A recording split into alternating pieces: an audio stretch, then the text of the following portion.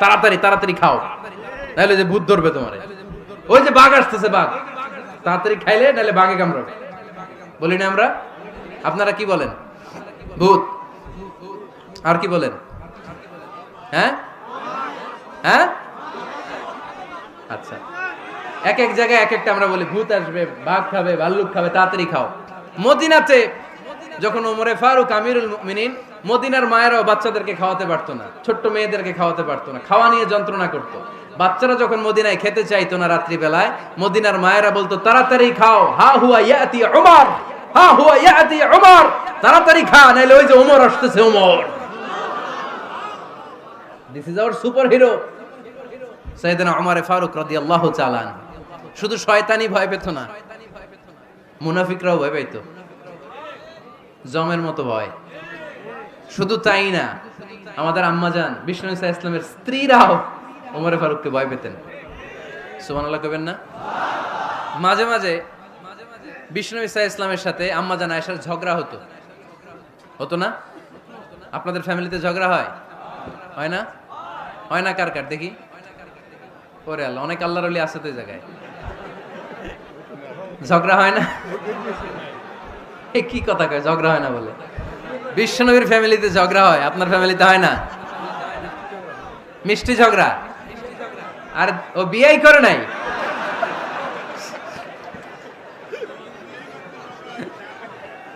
ঝগড়া তো হবেই, দাম্পত্য জীবনের মজাটাই তো এখানে। কখনো ঝগড়া, কখনো আনন্দ, একটু বৃষ্টি, একটু রোদ, একটু হাসি, একটু কান্না, ভালো লাগা ভালোবাসা শেয়ার করে নেয়া, মিলেমিশে একাকার হয়ে যাওয়া, ঠিক কিনা? তো আল্লাহর হাবিব সাল্লাল্লাহু আলাইহি ইসলামের সাথে আম্মাজান আয়েশার ঝগড়া হতো। তো একদিন ঝগড়া হয়ে দুইজন রেগে আছে। খবরদার, দুইজন রেগে থাকবেন না আবার। একজন রাগলে আরেকজন থেমে যাবেন, কারণ এই ছোট্ট ঝগড়া থেকে এটা অনেক সময় বিচ্ছেদের দিকে গড়ায়। আমার প্রিয় ফরিদপুরবাসী, ভাবি রেগে গেলে আপনি রাইগেন না, ওই দিন আপনি একটু ঠান্ডা থাকেন। আবার আপনি রেগে গেলে, আমার মাইকের আওয়াজ যদি ভাবিরা শুনেন, আপনারা রেগে যায় না, একটু ঠান্ডা থাকবেন। দুইজনে রেগে গেলে তো তৃতীয় বিশ্বযুদ্ধ শুরু হবে, তাই না? একজন রেগে গেলে আরেকজন ঠান্ডা, কারণ এই সামান্য ঝগড়া থেকে ইগোর কারণে এটা বিচ্ছেদ আর ডিভোর্স পর্যন্ত গড়ায়। আর শয়তান এখানে উস্কানি দেয়, কারণ ইমানদারদের ফ্যামিলি ভাঙতে পারলে শয়তান সবচেয়ে বড় খুশি হয়, আর ইমানদারদের ফ্যামিলি টিকে থাকলে খুশি হয়ে যায় কে? আম্মাজান আয়েশা রাদিয়াল্লাহু তাআলা আনহার সাথে বিষ্ণু ইসা ইসলামের ঝগড়া হতো মাঝে মাঝে। একবার ঝগড়া হলো, বিষ্ণু ইসা ইসলামও রাগ, আম্মাজান আয়েশাও রাগ। তো বিষ্ণুই বললেন, আয়েশা, ঝগড়া করে আর কতক্ষণ থাকবো, আসো মিটমাট করি। আয়েশা রাদিয়াল্লাহু বললেন, ঠিক আছে, মিটমাট করবো। তো বিষ্ণু ইসা ইসলাম বললেন, মিটমাটের জন্য কারে ডাকবো? ওমরে ডাকি। কয় না, ওমরে না, ওমর গালিজ, ওমর অনেক রাগে, আমার ডর লাগে। কয় তাহলে তোমার আব্বারে ডাকি। কয় ডাকেন। কি খুশি! মেয়েদের মধ্যে অভ্যাসটা আছে না নাই? তাহলে তোমার আব্বারে ডাকি, ডাকেন। ডেকে নিয়ে আসা হলো। আবু বকর রাদিয়াল্লাহু তাআলা আনহু দাঁড়ালেন, আম্মাজান আয়েশা দাঁড়ালেন, বিশ্বনবীও দাঁড়ালেন। বিশ্বনবী বললেন, আয়েশা, তোমার আব্বা আসছে, এবার ঘটনা খুলে বলার পালা, তুমি বলবা নাকি আমি বলবো? আম্মাজান আয়েশা বললেন, আপনি বলেন, তবে ওয়ালা তাকুল ইল্লা হাক্কান, যেটা ঘটছে ওইটাই বললেন, মিথ্যা কথা কইেন না। আবু বকর রাদিয়াল্লাহু তাআলা আনহু রেগে মেগে আগুন। কি এই কথা তুমি কেমন করে বলো? বিশ্বনবীকে মিথ্যা কথা কখনো বলবে? রেগে মেগে দিলেন মেয়ের গালে এক চড়। বানিয়ে বলতেছি না, মুসনাদ আহমদ ইবনে হাম্বলের হাদিস। বাবার হাতের থাপ্পড় খেয়ে আম্মাজান আয়েশা উল্টে পড়লেন। সাইয়েদনা আবু বকর রাগে গড়গড় করছেন, আবার মারার জন্য তেড়ে গেলেন। এবার বাঁচার জন্য আম্মাজান আয়েশা বিশ্বনবীর পিছনে যে আশ্রয় নিলেন, বিশ্বনবী বাঁচানোর জন্য দুই হাত মেলে দাঁড়িয়ে গেলেন। পড়েন সুবহানাল্লাহ। বিশ্বনবী যখন দুই হাত মেলে দাঁড়িয়ে গেলেন, সাইয়েদনা আবু বকর রাদিয়াল্লাহু আনহু থেমে গেলেন। সাইয়েদনা আবু বকর রাদিয়াল্লাহু তাআলা আনহু ঘর থেকে বের হয়ে বারান্দায় দাঁড়ালেন। পড়েন সুবহানাল্লাহ। এবার বিশ্বনবী আম্মাজান আয়েশার কাছে যেয়ে বলেন, ইয়া আয়েশা, কাইফা রাআইতিনি আনকাসতুকি মিনার রাজুল, দেখছো কেমনে বাঁচাইলাম? আমি না থাকলে ভর্তা বানাই ফেলতো আজকে। আমি বাঁচাইছি তোমারে, আমি, আমার লগে ঝগড়া করো তুমি। লজ্জায় পড়ে আম্মাজান আয়েশা খিলখিল করে হেসে দিলেন, বিশ্বনবীও হেসে দিলেন। দুইজনের হাসির মধুর আওয়াজ শুনে সাইয়েদনা আবু বকর বাইরে থেকে অবাক, কিরে এতক্ষণ না ঝড় তুফান, এখন দেখি হাসি। সালাম দিয়ে অনুমতি নিয়ে ভিতরে ঢুকলেন, ঢুকে দেখেন আম্মা জান আয়েশাও হাসে, বিশ্বনবীও হাসে। এ হাসি দেখে আবু বকর রাদিয়াল্লাহু আনহু হেসে দিলেন, আরশের উপর থেকে খুশি হয়ে গেলেন কে? এবার সাইয়েদনা আবু বকর রাদিয়াল্লাহু তাআলা আনহু বললেন, ইয়া রাসূলুল্লাহ আশরিকানি ফি সিলমিকুমা কামা আশরাকতুমানি ফি হারবিকুমা। ও নবী, যুদ্ধ লাগলে, দুইজন যুদ্ধ লাগলে মীমাংসার জন্য যেমনি আমারে ডাকেন, এরকম হাসি আর আনন্দের মুহূর্তেও আমারে একটু ডাইকেন। আশরিকানি ফি সিলমিকুমা কামা আশরাকতুমানি ফি হারবিকুমা। নবী, আপনাদের মধ্যে ঝগড়া লাগলে সন্ধি করার জন্য আমারে যেমনি ডাকেন, আপনাদের হাসি খুশি আনন্দ খুনসুটি এই মজাদার মুহূর্তগুলোতে আমারে বঞ্চিত রাখেন না, আমার একটু ডাইকেন। সুবহানাল্লাহ পড়েন। এই মুসনাদে আহমদ ইবনে হাম্বলের হাদিস শোনার উদ্দেশ্য হচ্ছে, বিশ্বনবী প্রথমে ওমর ফারুকের নাম বলেছিলেন। সাইয়েদনা আয়েশা বলে, না আমি ডরাই। হাইবাত, দিস ইজ কল্ড হাইবাত ওমর। একবার বিশ্বনবীর সব বিবিরা ধরলেন, ও নবী আমাদেরকে এটা দেন, ওইটা দেন, ঘরে এটা নাই, ওইটা নাই, ওইটা নাই। বিশ্বনবীকে, আমার কাছে কিচ্ছু নাই, যদি এমনি আমার বউ হয়ে থাকতে চাও থাকো, তাহলে যা, তা না হলে যা লাগবে কিনে দেব, সাথে সাথে তালাকও দিয়ে দিব। কিছু দিতে পারবো না, আমার নাই তো, সামর্থ্য নাই। কিন্তু বিবিরাও ছাড়ে না, এটা দেন ওইটা দেন। বিশ্বনবী রহমতের নবী, বিবিদেরকে বুঝাতেও পারেন না, বিবিরা আবদার করতেছে নবী এটা লাগবে ওইটা লাগবে। ইন দ্য মিন টাইম বিশ্বনবী একজনের সালাম শুনতে পেলেন, কে যেন দরজায় দাঁড়িয়ে বলতেছে আসসালামু আলাইকুম। বিশ্বনবী দরজার দিকে তাকালেন, তাকিয়ে বললেন ওয়া আলাইকুমুস সালাম, আর বুঝতে পারলেন এটা আমার ওমরের সালাম। সালাম দেওয়ার পরে বিবিদের দিকে তাকায় দেখে একজন বিবিও নাই, সব অন্দরমহলের ভিতরে দৌড়। সুবহানাল্লাহ পড়তে পারলেন না? This is our super hero Omar. এরকম ওমর একটা লাগবে, চিল্লায় বলেন কয়টা? একটা ওমর গোটা বিশ্বকে সোজা করে দিবে। একটা ওমর সবল আর দুর্বলের সব পার্থক্য দূর করে দিবে, মাজলুমের উপর জালিমের অত্যাচারের অবসান ঘটায় দিবে, গোটা বিশ্বটাকে সাম্য, মৈত্রী, ভালোবাসার ইনসাফ দিয়ে পরিপূর্ণ করে দিবে। সেই ওমরের অপেক্ষায় আমরা। নিজের ছেলেকে 80টা বেত মেরেছেন। কয়টা?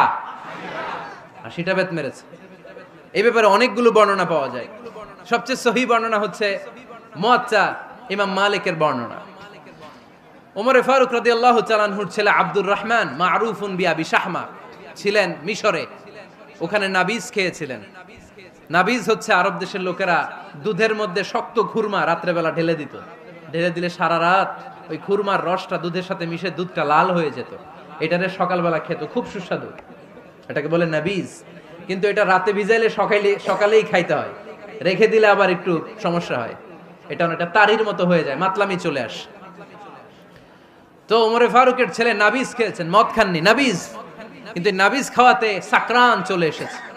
সাকরান চলে আসাতে এটা যখন প্রমাণিত হয়েছে, আমর ইবনে আস রাদিয়াল্লাহু তাআলা আনহু নাকি 80 বেত মেরেছেন মিশরে। কয় বেত? নিয়ম হচ্ছে সবার সামনে, ইনি সবার সামনে না মেরে একটু গোপনে মেরেছে। এই তথ্য যখন ওমরে ফারুকের কাছে এসেছে, উনি বললেন না, মারতে হবে সবার সামনে, আলাদা মারলা কেন? ও মদিনায় ফিরে আসলে আমি আবার 80টা মারব। মদিনায় ফিরে আসার পরে সাইয়েদনা ওমরে ফারুক ওই আগের 80টারে আর ধরেন নাই, নিজ হাতে আবার 80টা বেত মেরেছেন। এই বেত মারার 1 মাস পরে এই আবু শাহমা ইন্তেকাল করেছে। অনেক ঐতিহাসিক বলে এই বেতের আঘাতে মরেছে, কেউ কেউ বলেছে নিজের রোগের কারণে মরেছে। কিন্তু দিস ইজ দ্য ইনসাফ সিস্টেম অফ ওমর। নিজের ছেলে বলে ছেড়ে দেয় নাই। এখন নিজের ছেলে হইলে 7 খুন মাফ, নেতার ছেলে হইলে 10 খুন মাফ, এলাকার মোড়লের ছেলে হইলে 10 খুন মাফ। নো পার্সিয়ালিটি ইন ইসলাম। ইসলামে পার্সিয়ালিটি নাই।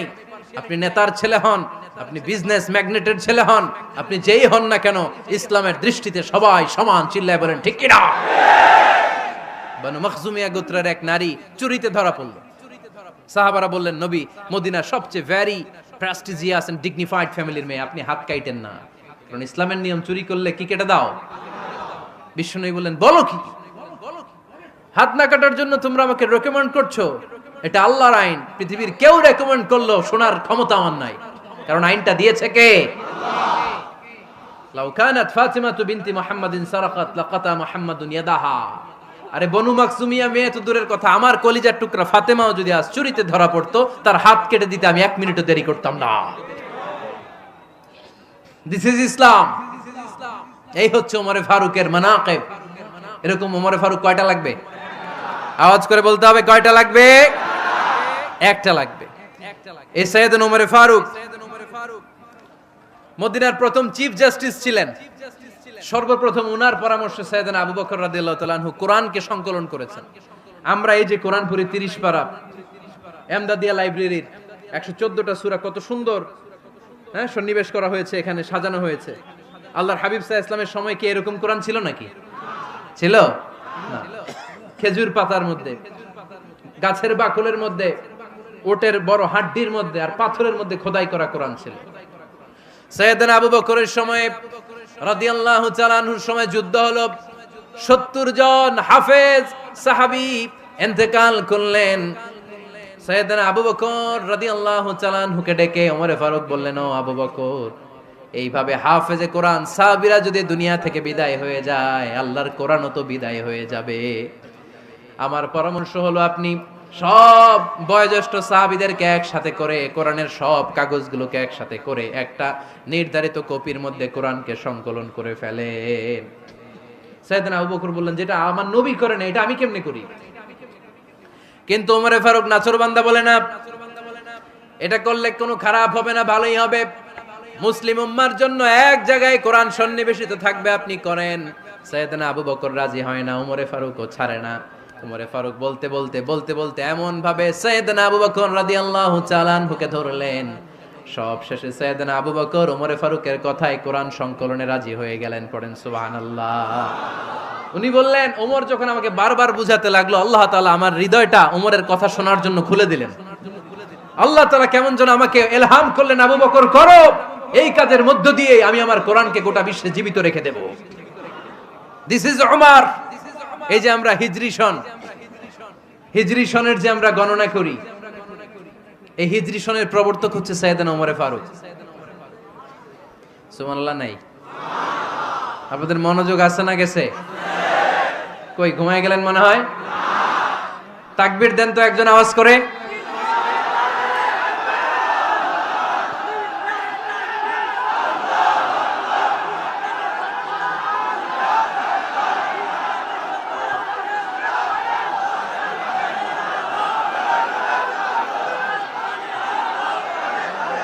মাশাআল্লাহ মাশাআল্লাহ। বসেন, এখনই শেষ করে দেব কিছু সময়ের মধ্যে। আমরা একসাথে বিদায় নিব ইনশাআল্লাহ। ওঠা বসা করবেন না, বসেন। সাইয়েদনা ওমর ফারুক এই হিজরি সনের গণনা শুরু করেছেন। সাহাবারা বলল, আমিরুল মুমিনিন, খ্রিস্টানদের ঈসাই সন আছে, আমাদের মুসলমানদের কোনো সন নাই। আমাদের একটা সন থাকলে আমাদের জিজিয়া নিতে, আমাদের যাকাতের টাকা উত্তোলন করতে অনেক সুবিধা হবে। ওমর ফারুক বললেন, তাহলে কোন সালকে হিজরি, কোন সালকে মুসলিম সাল হিসেবে আমরা ঘোষণা দিতে পারি? একজন বলল, আমার নবী যেই সালে জন্মগ্রহণ করেছেন ওই সালে। ওমর ফারুক বললেন, না, আমার নবীর জন্ম আমাদের জন্য খুশির দিন, কিন্তু এটা আমাদের জন্য প্রেরণা নয়। প্রেরণা নবীর কাজে, ঠিক কিনা? আরো কিছু সাহাবারা বলল, তাহলে যেই সালে আমার নবী ইন্তেকাল করেছে ওইটারে প্রথম সাল ধরেন। ওমর ফারুক বললেন, না, যেদিন তিনি ইন্তেকাল করেছেন এটা আমাদের দুঃখের দিন, এটা আমাদের প্রেরণা নয়। আমাদের প্রেরণা হচ্ছে বিশ্বনবীর ত্যাগ, তিতিক্ষা আর কাজের মধ্য দিয়ে। জোরে কোন ঠিক কিনা? ওমর ফারুক বললেন, যেদিন বিশ্বনবী ইসলাম রক্ষায় নিজের মাতৃভূমি ছেড়ে মক্কা থেকে মদিনায় গিয়েছেন, ওই দিনটাকে হিজরি প্রথম দিন ধরে আমরা হিজরি সাল গণনা করে শুরু করে দেব। ওইটাই হচ্ছে হিজরি সন। সেখান থেকে হিজরি সনের প্রবর্তন করেছেন সাইয়েদনা ওমর ফারুক রাদিয়াল্লাহু তাআলা আনহু। এই যে স্টেট গভর্নমেন্ট, এই যে প্রিজন, জেলখানা, ক্যান্টনমেন্ট, সচিবালয়, গণভবন, বঙ্গভবন, মুক্তিযোদ্ধাদের ভাতা, রাষ্ট্রীয় ভাতা, এই সব নিয়ম কানুন সাইয়েদনা ওমর ফারুক তার রাষ্ট্রীয় আমলে তিনি নিজে করেছেন। চিল্লায় পড়েন আল্লাহু আকবার। মুসলমানদের আলাদা কারেন্সি, নিজস্ব মুদ্রা ব্যবস্থা নিজে চালু করেছেন। সৈনিকদের মধ্যে যারা বিবাহিত, প্রতি 6 মাস অন্তর 1 মাসের ছুটি কাটাতে তারা ফিরে আসবে, সাইয়েদনা ওমর ফারুক চালু করেছেন। চিল্লায় আওয়াজ করে পড়েন আল্লাহু আকবার। এই যে আমরা 20 রাকাত সালাতুত তারাবি পড়ি রমাদানে, পড়েন না আপনারা? এটা সাইয়েদনা ওমর ফারুক চালু করেছে। সুবহানাল্লাহ পড়তে পারলেন না? কোরআনে মোট 22টা আয়াত আছে যেখানে সাহাবারা ইনডিসিশনে ভুগছিলেন। বিশ্বনবীর মত একটা, ওমর ফারুকের মত আর একটা। এই 22 জায়গায় আল্লাহ তাআলা বিশ্বনবীর মতের পক্ষে আয়াত নাজিল না করে ওমর ফারুকের মতের পক্ষে কোরআনের আয়াত নাজিল করেছেন। আওয়াজ করে পড়েন আল্লাহু আকবার। এদিকে উঠলেন কেন আপনারা? যারা উঠছেন আমার দিকে তাকান।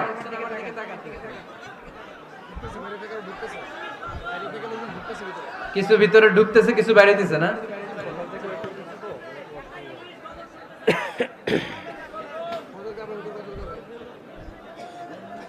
সাইয়েদনা ওমর ফারুক, আমরা সাহাবীদের জীবন চরিত পড়তে চাই না, কত যে অনুপ্রেরণামূলক দৃষ্টান্ত সাইয়েদনা ওমর ফারুক আমাদের জন্য রেখে গিয়েছেন। ওমর ফারুক যখন খলিফা, দিনের বেলায় যদি রাষ্ট্রে কোনো নিয়ম জারি করতেন, দিনের বেলায় জনগণকে কোনো বিষয়ে যদি নিষেধ করতেন, রাত্রে বেলায় খাওয়ার সময় ফ্যামিলি মেম্বারদের সবাইকে বলতেন, এই দিনের বেলা আমি জনগণকে এই কাজ করতে নিষেধ করেছি, তোমরা আমার ফ্যামিলি মেম্বার, খবরদার তোমরা এই কাজ করো না। জনগণ করলে যতটুকু শাস্তি, তোরা করলে পাবি ডবল শাস্তি। সুবহানাল্লাহ কইবেন না? আমাদের নেতারা ওই বাড়ির বিচার করে, ওই বাড়ির মাইয়ার বিচার, ওই বাড়ির পোলার বিচার, নিজের পোলা গাঞ্জা টানে আছে না নাই? নিজের মেয়ে অপরাধ করে আছে না নাই? কি নেতা ছিলেন ওমর ফারুক! আগে নিজের ঘর সামলিয়েছেন, আগে নিজেকে সামলিয়েছেন, নিজের ঘর ঠিক করেছেন, বলেছেন জনগণ করলে যত বেদ, তোরা করলে double Veda. This is call leader, ঠিক কি না? এক বাবা এসে বললেন, ওমর ফারুক আমার ছেলে কথা শোনে না, বেয়াদব। ওমর ফারুক ছেলেরে ডাকলেন, বাবা তুমি তোমার আব্বাজানের কথা শোনো না, এটা তো কবিরা গুনাহ। ছেলে বলে, ওমর ফারুক সব দায় দায়িত্ব আল্লাহ ছেলে মেয়েদেরকে দিয়েছে, বাবা মাকে কোনো দায়িত্ব দেয় নাই। ওমর ফারুক বললেন, অবশ্যই দায়িত্ব দিয়েছে। তাহলে বলেন আমার বাবার দায়িত্ব কি? উনি বললেন, প্রাইমারিলি প্রথমত 3 দায়িত্ব। আইয়ান তাকিয়া উম্মা, পৃথিবীর প্রতিটি বাবার উচিত ছেলেদের মেয়েদের জন্য ভালো মায়ের ব্যবস্থা করা। 2 নম্বরে আইয়ুহসিনা ইসমা, সুন্দর তার একটা নাম রেখে দেয়া। 3 নাম্বার ইউআল্লিমাহুল কিতাব, তার আল্লাহর কিতাব শিক্ষা দেওয়া। এবার ছেলেকে আমার আব্বা 3টার একটাও করে নাই। এবার ওমর ফারুক রেগে গেলেন, বাবার কাঁধে ধরলেন, বললেন তুই ছেলের জন্য বিচার নিয়ে আসলি, তোর 3টা দায়িত্বের একটাও তুই পালন করিস নাই। ছেলে বলে, আমিরুল মুমিনিন আমার মা নর্তকী, আমার মা মাজুসি, আমার মায়ের মধ্যে কোনো আদব কাদব নাই, সুন্দরী দেখে আমার মা রে বাবা বিয়ে করছে, আমার মায়ের কাছ থেকে জীবনে কিছু শিখি নাই। 2 নাম্বার সাম্মানি খানফাসা, আমার বাবা আমার নাম রেখেছে চামচিকা। কি নাম রাখছে? এটা নাম হইলো একটা, এরকম উল্টাপাল্টা নাম আছে না নাই? না, এগুলো রাখবেন না। আব্দুল্লাহ রাখবেন, আব্দুর রহমান রাখবেন, আরেকটা কি বলছি আজকে? হুযায়ফা রেখে দিয়েন, পারবেন? ওয়ালাম ইউআল্লিমনি হারফাম মিন কিতাবিল্লাহ আমিরুল মুমিনিন, শুধু তাই না, আল্লাহর কোরআনের একটা অক্ষর আমার বাবা কোনোদিন আমারে শিক্ষা দেয় নাই। ওমর ফারুক রেগে গেলেন, এবার বাবার কান্দে ধইরা মারতে শুরু করলেন, তুই পোলার নামে বিচার নিয়ে আইছিস, তোরে মার দিমু আগে। এরকম নেতার দরকার আছে না নাই? মদিনায় এক লোক তার বউরে রাগের চোটে 100 তালাক দিয়ে ফেলছে। কয় তালাক দেয়ার নিয়ম কয়টা? দিছে কয়টা? এবার স্ত্রী কাঁদতে কাঁদতে এসে বলে, আমিরুল মুমিনিন দেখেন, আমার স্বামী আমারে রেগে মেগে 100 তালাক দিছে। ওমর ফারুক বললেন, দইরা নিয়ে আয় এটারে। নিয়ে আসা হলো। ওমর ফারুক বললেন, কয়টা তালাক দিয়েছো? কয় 100টা। কেন দিছো? কয় মাথা গরম আছিল। এরকম আছে না? তালাক দেওয়ার সময় সব তালাক, তুই তালাক, তোর মা তালাক, তোর বোন তালাক, সব তালাক। তালাক দিবে ওয়াইফ রে, দিতেছে সবাই রে। ওমর ফারুক বললেন, দিবে 3টা, 100টা দিলা কেন? কয় মেজাজ গরম ছিল। কয় দাঁড়া, আত-তালাকু মিন শাআইরিল্লাহ, তালাক হচ্ছে আল্লাহর দেয়া বিধানের একটা নিদর্শন, এটা নিয়ে তুই খামখেয়ালি করলি। আমার রায় শোন, আমার রায় হচ্ছে 3 তালাকে তোর বউ তালাক, বাকি 97 তালাক তোর পিঠের উপরে পড়বে। এরকম বিচারের দরকার আছে না নাই? এরকম দৃষ্টান্তমূলক বিচার যদি বাংলার জমিনে দেয়া হতো, আর কোন নারী ধর্ষিতা হতো, আর কোন নারীকে অ্যাসিড মারা হতো, আর কোন নারী যৌতুকের জন্য কান্না করত, একটা আমল লাগবে, বেশি না। কয়টা লাগবে? তিনি গভর্নর সিস্টেম চালু করেছিলেন, governor system, Islamic state. Bahrain, Yemen, মিসর, কুফা, বসরা, মক্কা, মদিনা, এই 7 জায়গায় 7 জন গভর্নর পাঠিয়েছেন, তাদের থেকে তথ্য নিতেন। এই গভর্নর সিস্টেম উনি বানিয়েছেন। সাইয়েদনা আমর ইবনে আল-আস রাদিয়াল্লাহু তাআলা আনহুকে পাঠিয়েছেন মিশরে। মিশরে একটা দৌড় প্রতিযোগিতা হতো। ওই দৌড় প্রতিযোগিতায় আমর ইবনুল আস রাদিয়াল্লাহু তাআলা আনহুর ছেলে অংশগ্রহণ করেছে, কিন্তু এক মিশরি ওই দৌড় প্রতিযোগিতায় চ্যাম্পিয়ন হয়ে গেছে, রানার্স আপ হয়েছে আমর ইবনুল আসের ছেলে। এবার মিশরি ফার্স্ট আর গভর্নরের ছেলে সেকেন্ড। রাগের চোটে আমর ইবনুল আসের ছেলে ওই মিশরির মাথার মধ্যে কয়েকটা বাড়ি মেরেছে। মিশরি বলে, আমার মাল্লা কেন? তুমি খেলায় পারো না, আমারে মাল্লা কেন? কয় আনা ইবনুল আকরামিন, আমি গভর্নরের পোলা, আমি যা বলবো এটাই হবে, আমার উপরে কথা নাই। মিশরি ওইখানে আর ঝগড়া বাঁধায় নাই, মনে দুঃখ নিয়ে মদিনায় চলে আসলেন। এসে বললেন, আমিরুল মুমিনিন, আপনি আমর ইবনুল আস রাদিয়াল্লাহু তাআলা আনহুকে মিশরের গভর্নর বানিয়ে পাঠিয়েছেন। একটা প্রতিযোগিতায় আমি চ্যাম্পিয়ন হয়েছি, ওনার ছেলে হয়েছে রানার আপ। কেন সে চ্যাম্পিয়ন হতে পারে নাই? এই কারণে আমার মাথায় লাঠি দিয়ে 3টা বাড়ি মেরে বিচারটা দিছে কার দরবারে? কথা বুঝেন নাই বোধহয়? ওমরে ফারুকের দরবার। ওমরে ফারুক বললেন, তাই আগামী বছরের অমুক তারিখ আমি সব গভর্নরদেরকে ডেকে হিসাব নই, তো ওই দিন তুই থাকবি, পারবি না? মিশরে বলে, পারবো মানে অবশ্যই পারবো। ওই দিন 7 রাজ্য থেকে 7 গভর্নর হাজির, গভর্নরদের ছেলেরাও হাজির, মিশরীয় হাজির। 7 গভর্নরের কাছ থেকে 7 এলাকার খোঁজ খবর নেয়ার পরে ওমরে ফারুক বললেন, আইনাল মিসরি, মিশরি লোকটা কই, এদিকে আয়। মিশরি সামনে আসার পরে বলল, আমর ইবনুল আস, তুমি মিশরের গভর্নর, তোমার ছেলে সহ তুমি আসো। আমর ইবনুল আস এসে সামনে বসে রইলেন। এবার বললেন, ও আমর ইবনুল আসের ছেলে, তুমি নাকি ইবনুল আকরামিন গভর্নরের ছেলে, তুমি যা বলবা মিশরে নাকি তাই হবে, তোমার নাকি অনেক দাপট। নিজে একটা লাঠি এনে মিশরীর হাতে দিয়ে বলল, এবার তোর মাথায় যতটা মারছে তুই ততটা গুনে গুনে মার, আমি দেখব। আমর ইবনুল আস দেখবে, আমর ইবনুল আসের ছেলেরে তুই এখানে মার। সে বলতেছে, থাক, আপনি বলছেন এতেই যথেষ্ট, মারা লাগবে না, আমি মাফ করে দিলাম। ওমরে ফারুক বলল, খবরদার, মার, মার ওর মাথার মধ্যে। মিশরি ওমরে ফারুকের ধমক শুনে ভয়ে ভয়ে 3টা বাড়ি মারল। এই বাড়ি মারা দেখেও ওমরে ফারুকের হৃদয় ঠান্ডা হয় নাই। লজ্জায় আমর ইবনুল আস, বয়স হয়ে গিয়েছে সাহাবা, মাথা তখন টাক, মাথায় চুল নাই, লজ্জায় মাথাটা হেট হয়ে মাথাটা নিচু করে রেখেছে। এবার রাগের চোটে ওমরে ফারুক বললেন, এবার আমর ইবনুল আসের টাক মাথার মধ্যে একটা মার, মার। কেন ছেলেকে শিক্ষা দিতে পারে নাই? ইয়া আমর ইবনুল আস, মাতা জাআলতুমুন নাস আবিদা, তোমরা কখন মিশরীদেরকে নিজেদের দাস বানায় নিলা? ওয়াকাদ ওয়ালাদাতুম উম্মুহুম আহরারা, আর ওদের মায়েরা তো ওদেরকে স্বাধীন সন্তান হিসেবে প্রসব করেছে। মানুষদের উপর ক্ষমতাগিরি করার জন্য গভর্নর পাঠাই নাই। খবরদার, জনগণ তাদেরকে দেখভাল করার জন্য তোমাদেরকে পাঠানো হয়েছে, তাদের উপর কোনো অত্যাচার করার জন্য নয়। চিল্লায় বলেন ঠিক কি না? এরকম নেতা কয়টা লাগবে? কয়টা? ওই নেতার নাম কি? ওমর। হ্যাঁ, হুয়া ইয়াতি ওমর। 22 জায়গায় বিশ্বনবী কয় একটা, ওমরে ফারুক বলে আর একটা। আল্লাহ বলে, বিশ্বনবী, আপনার পক্ষে আমি আয়াত নাজিল করতে পারলাম না, আমি ওমরের পক্ষে নাজিল করে দিলাম। বিশ্বনবী বলতেন, ইন্নালি কুল্লি উম্মাতিন মুহাদ্দাস, সব উম্মতের মধ্যে, সব নবীর উম্মতের মধ্য থেকে একজন করে আল্লাহ তাকে মুহাদ্দিস বানাতো। মুহাদ্দিস না, মুহাদ্দাস। মুহাদ্দাস মানে এমন লোক যিনি যা ভাবতো ওই ভাবনাটাই আল্লাহ আয়াত হিসেবে নাজিল করে দিতেন। বিশ্বনবী বলেন, আমার উম্মতের মধ্যে মুহাদ্দাস হচ্ছে সাইয়েদনা ওমর। মদিনার সবচেয়ে বড় মুনাফিকের নাম আব্দুল্লাহ ইবনে উবাই ইবনে সালুল, সব মুনাফিকদের সরদার। কিন্তু এই মুনাফিকের ছেলেটা হলো পাক্কা ইমানদার। এই ছেলের নাম হলো আব্দুল্লাহ। আওয়াজ করে বলেন, ছেলের নাম কি?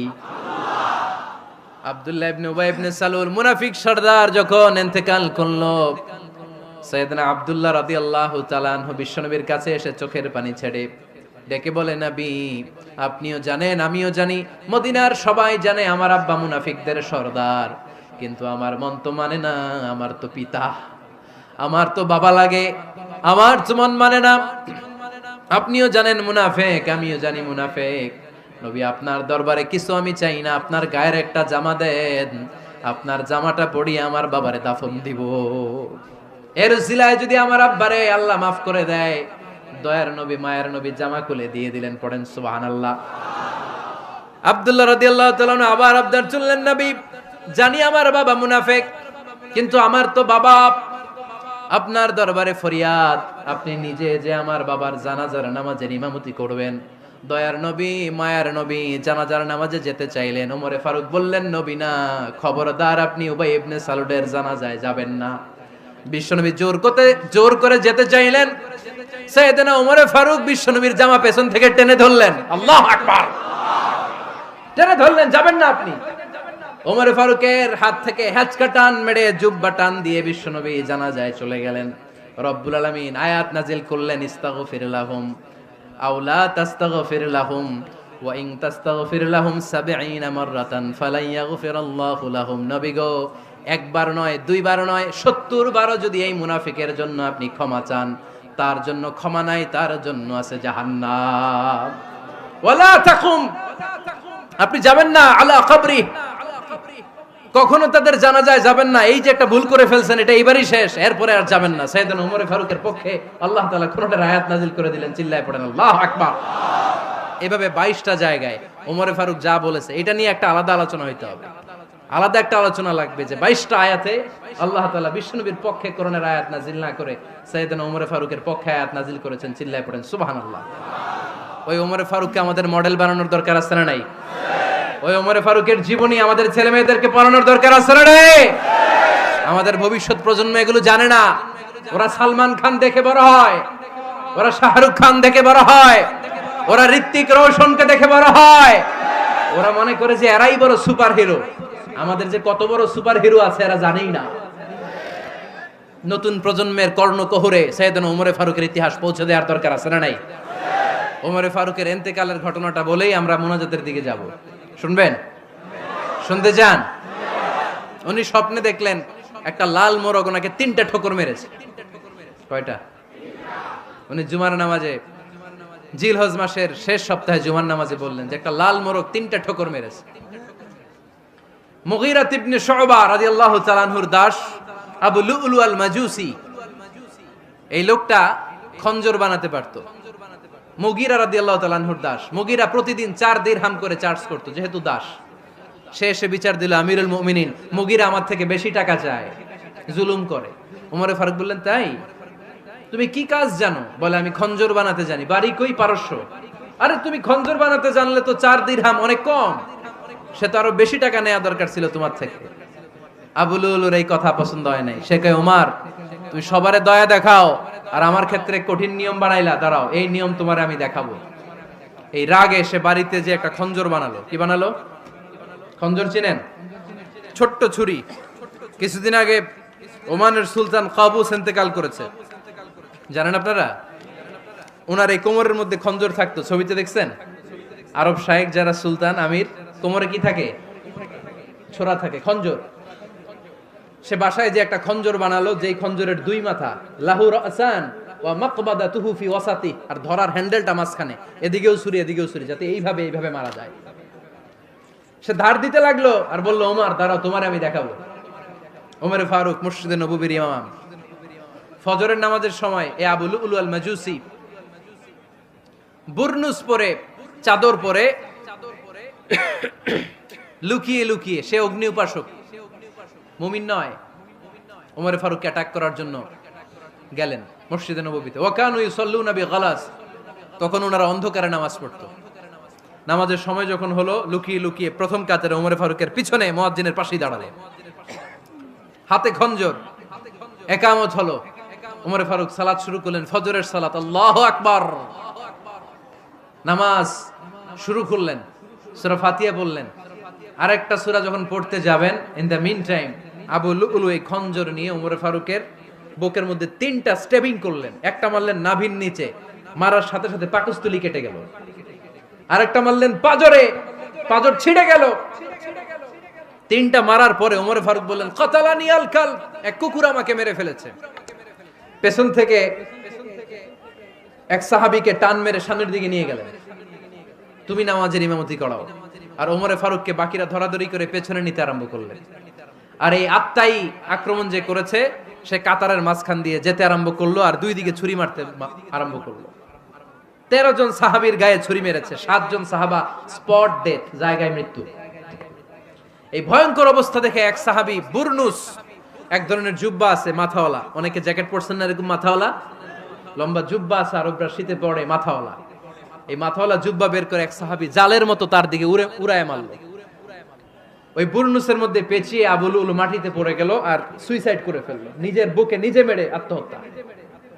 যেই সাহাবীকে ইমামতির জন্য দাঁড় করালেন, উনি ছোট্ট সূরা দিয়ে প্রথম রাকাতে সূরা আল কাউসার, দ্বিতীয় রাকাতে সূরাতুল ইখলাস দিয়ে নামাজ শেষ। ওমরে ফারুক বেহুশ। ওমরে ফারুক কি? হ্যাঁ, বেহুশ। সবাই কান্নাকাটি করতেছে, সবাই দেখতে গেলেন, এখন হুঁশ ফিরে না।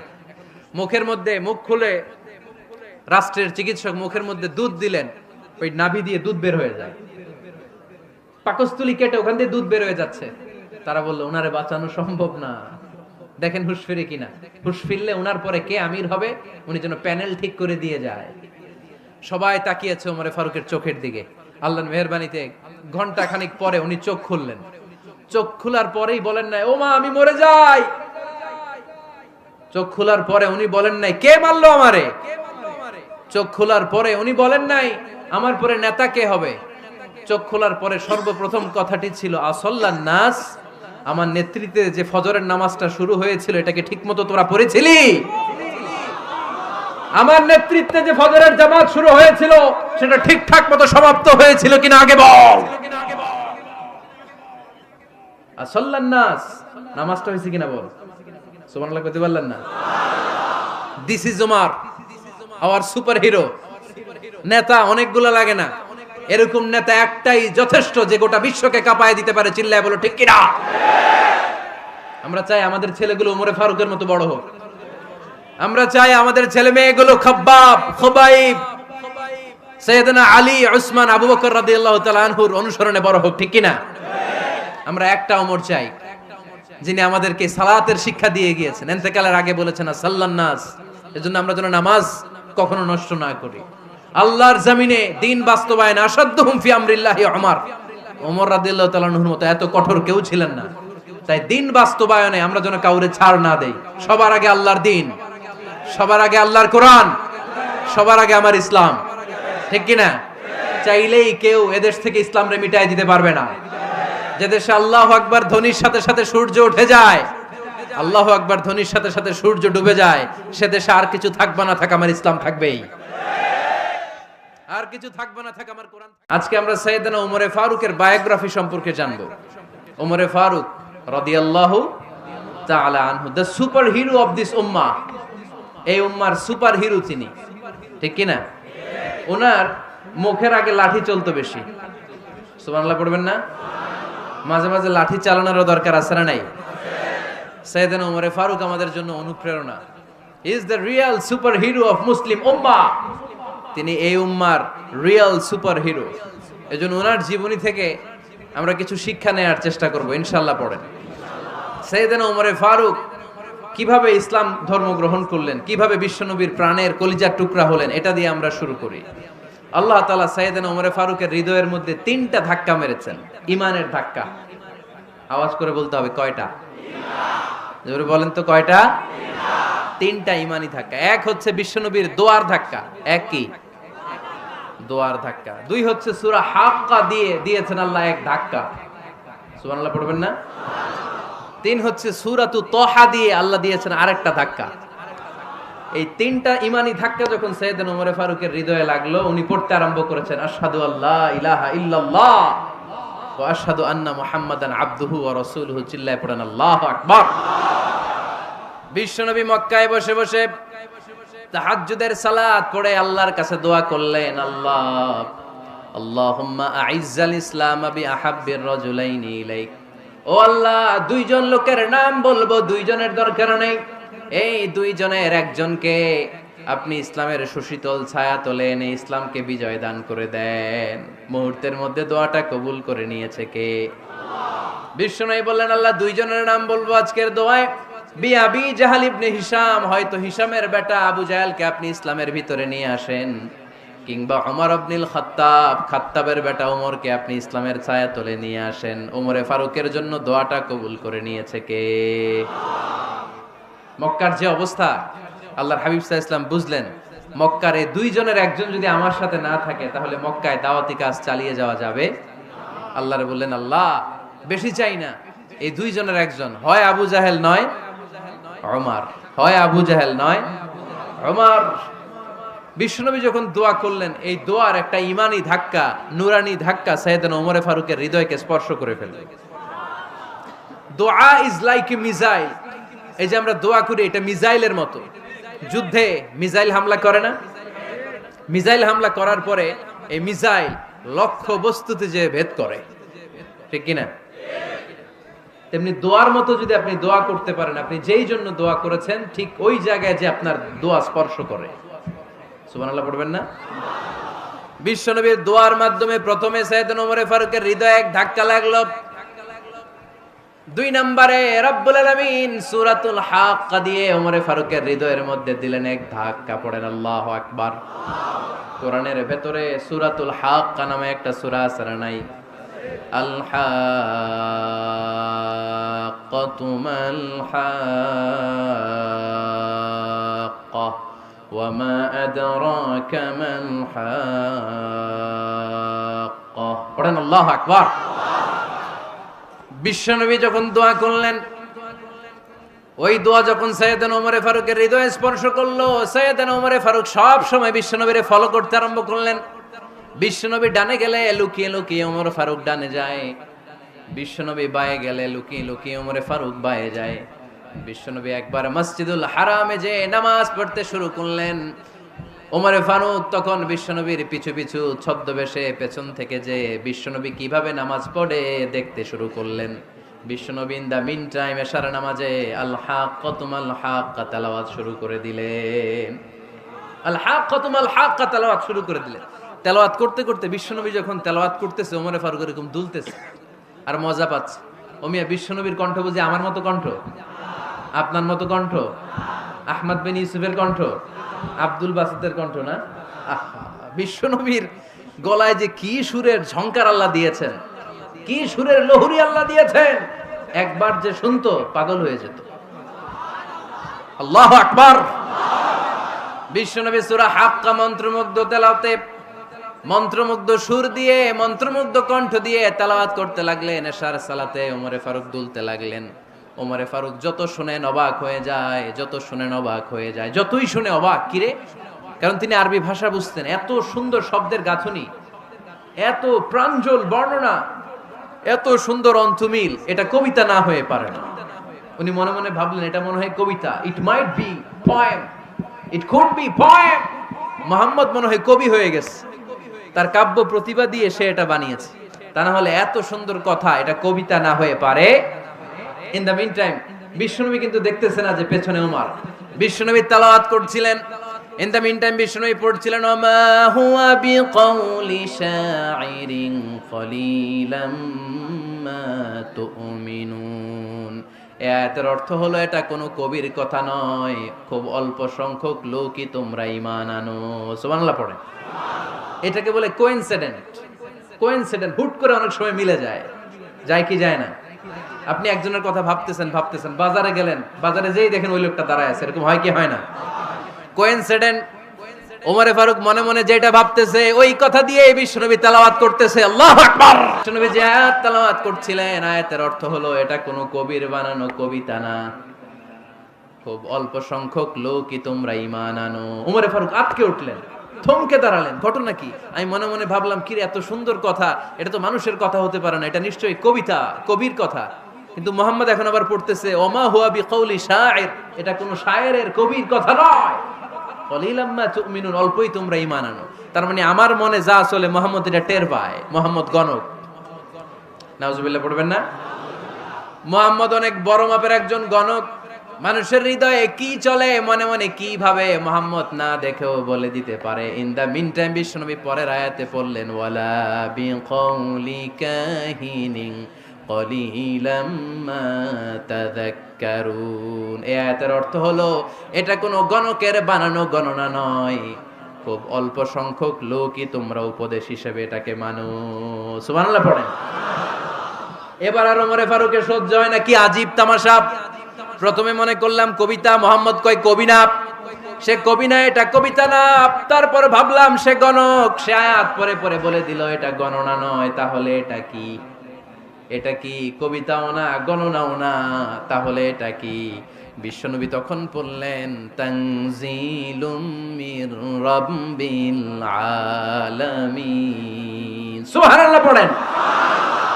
পরের আয়াত ছিল তানজিলুম মির রাব্বিল আলামিন। এটা দুনিয়ার কোনো কবির বানানো কবিতা না, এটা কোনো গণকের গণনা না, এটা কোনো সাহিত্যিকের বানানো সাহিত্য নয়, এটা মহাবিশ্বের পরিচালক রব্বুল আলামিনের কাছ থেকে পাঠানো কিতাব কোরআন। সূরা হাক্কার ধাক্কায় ওমরে ফারুক কাইত। প্রথমে ধাক্কাটা লাগলো যে দোয়া, বিশ্বনবী তাহাজ্জুদে কেঁদে দোয়া করলেন, আল্লাহ হয় আবু জাহেল রে দিবা নাইলে ওমর রে দিবা। ওই দোয়া ওমরে ফারুকের হৃদয়ে ছোঁয়া লেগেছে। এরপর হাক্কা, সূরাতুল হাক্কা দিয়ে দিলে এক ধাক্কা। এই ধাক্কা খেয়ে উথাল পাথাল হৃদয়ের মধ্যে, হায় রে এ কি বাণী, এ কেমন কথা, কে মুহাম্মদ। তারপরও শয়তানের ওয়াসওয়াসা আছে না নাই? আল্লাহ বলে যতই ওয়াসওয়াসা ওমরকে দেয়া হোক, আমি ওমরে ফারুককে এই মুসলিম উম্মতের সেনাপতি বানিয়ে ছাড়বো, আমি সেনাপতি বানাবো। এবার 3 নাম্বার ডোজ। ডাক্তারের কাছে গেলে প্রথমে দেখবেন সিম্পল ডোজ দেয়, নরমাল ওষুধ, এটাতে কাজ না হলে ডোজ বাড়ায়, একেবারে কাজ না হলে অ্যান্টিবায়োটিক মারে, আছে না নাই? আল্লাহ প্রথমে দোয়ার ছোঁয়া লাগালেন, তারপর সূরা হাক্কা দিয়ে ধাক্কা মারলেন, এরপরে রব্বুল আলামিন বলেন এবার 3 নাম্বার ডোজ সূরা তহা দিয়ে আমি তোমার হৃদয়টারে উজালা বানায় দেব রে ওমর। শয়তান ওদিক দিয়ে ওয়াসওয়াসা, খেলা দুই দিক থেকে চলতেছে। আল্লাহ তাআলা হেদায়েতের রাস্তায় টানছে, শয়তান জাহান্নামের দিকে টানছে। ঘোষণা দেয়া হলো মক্কায়, মুহাম্মদের মাথা কেটে এনে দিলে এত এত স্বর্ণ মুদ্রা দেয়া হবে। ওমরে ফারুক রাজি হয়ে গেলেন, নাঙ্গা তলোয়ার নিয়ে বিশ্বনবীর মাথা কাটার জন্য ছুটলেন। নাউজুবিল্লাহ পড়বেন না? বনু জাহরা গোত্রের এক লোক বলে, আইনা ইয়া ওমর, কই যাও? মুহাম্মদের মাথা কাটতে যাই। আরে মুহাম্মদের মাথা কাটতে যাও? তোমার বোন ফাতিমা বিনতে খাত্তাব আর তোমার বোন জামাই সাঈদ কদ সাবা, এরা তো ধর্ম ত্যাগ করে ফেলছে, এটা তো আমাদের ধর্ম ত্যাগ করে মুহাম্মদের ফলোয়ার হয়ে গেছে। আগে ওমর ঘর সামলাও, পরে মুহাম্মদের মাথা কাটতে যেও। ওমরে ফারুক অবাক হয়ে গেলেন, তলোয়ার নিয়ে বিশ্বনবীর দিকে না যে নিজের বাড়ির দিকে চলে গেলেন। বিশ্বনবীর আপন বোন ফাতিমা বিনতে খাত্তাব, বোন জামাই সাঈদ আর খাব্বাব রাদিয়াল্লাহু তাআলা আনহু, তিনজন মিলে সূরা তহা তেলাওয়াত করছিলেন। পড়েন সুবহানাল্লাহ। মক্কায় লুকিয়ে লুকিয়ে দাওয়াত হতো। খাব্বাব রাদিয়াল্লাহু তাআলা আনহু একটা চামড়ার ফলকের মধ্যে সূরা তহার কয়েকটা আয়াত এনে ওমরে ফারুকের বোন আর বোন জামাইকে শিক্ষা দিচ্ছে, ট্রেনিং দিচ্ছে। সুবহানাল্লাহ পড়েন। লুকিয়ে লুকিয়ে ওমরে ফারুক যখন ঘরে চলে আসলেন, এরা তটস্থ হয়ে গেল। সাইয়েদনা খাব্বাব বিছানার তলায় লুকিয়ে গেলেন। ওমরে ফারুক বললেন, দরজা খোলো। ফাতেমা বিনতে খাত্তাব দরজা খোলার পরে নির্মম ভাবে সাইয়েদনা ওমর রাদিয়াল্লাহু তাআলা আনহু বোনের গায়ে আঘাত শুরু করে দিল। বোন জামাইকে আহত করতে শুরু করলো আর বলতে শুরু করলো, তোরা পাগল হলি কেন? কি আছে ওই মুহাম্মাদের মধ্যে? কি জাদু নিয়ে সে এসেছে? সে যাই বলে লোকজন পাগল হয়ে যায়, সবাই তার উপর কালিমা পড়ে ঈমান এনে ফেলে। কি এমন জিনিস তোদের কাছে আছে যেটা দেখে মুহাম্মদকে তোরা ভালোবাসলি? কি আছে? কি পড়তেছিলি আমারে দেখা। ফাতেমা বলে, ইন্নাকা রিজসুন লা ইয়ামাসসুহু ইল্লাল মুতাহহারুন। ও আমার ভাই ওমর, তুমি নাপাক। তুমি কি? লা ইয়ামাসসুহু ইল্লাল মুতাহহারুন, পবিত্রতা অর্জন না করে এই কোরআন ধরা যায় না। সুবহানাল্লাহ পড়েন। ওমরে ফারুক গোসল করে আসলেন, কারণ ধাক্কা তো আগে কয়েকটা খাইছে। কথা বুঝেন নাই বোধহয়? প্রথমে দোয়ার ধাক্কা, পরে কোন সূরা দিয়ে ধাক্কা? হাক্কা দিয়ে ধাক্কা। 3 নম্বরে এখন আরেকটা ধাক্কা খাবে। গোসল করে আসলেন। ফাতেমা বিনতে খাত্তাব বললেন, গোসল যখন করে এসেছেন, এই নেন। ওমরে ফারুক এবার চামড়ার কাপড়ের মধ্যে সূরা তহার প্রথম আয়াতের দিকে নজর করলেন। নজর করেই কোরআনের প্রেমে পড়ে গেলেন। পড়েন সুবহানাল্লাহ।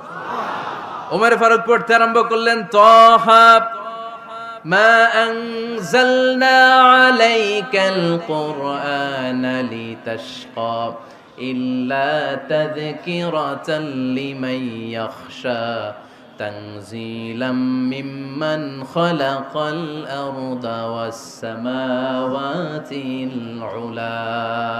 সুবহানাল্লাহ পড়েন।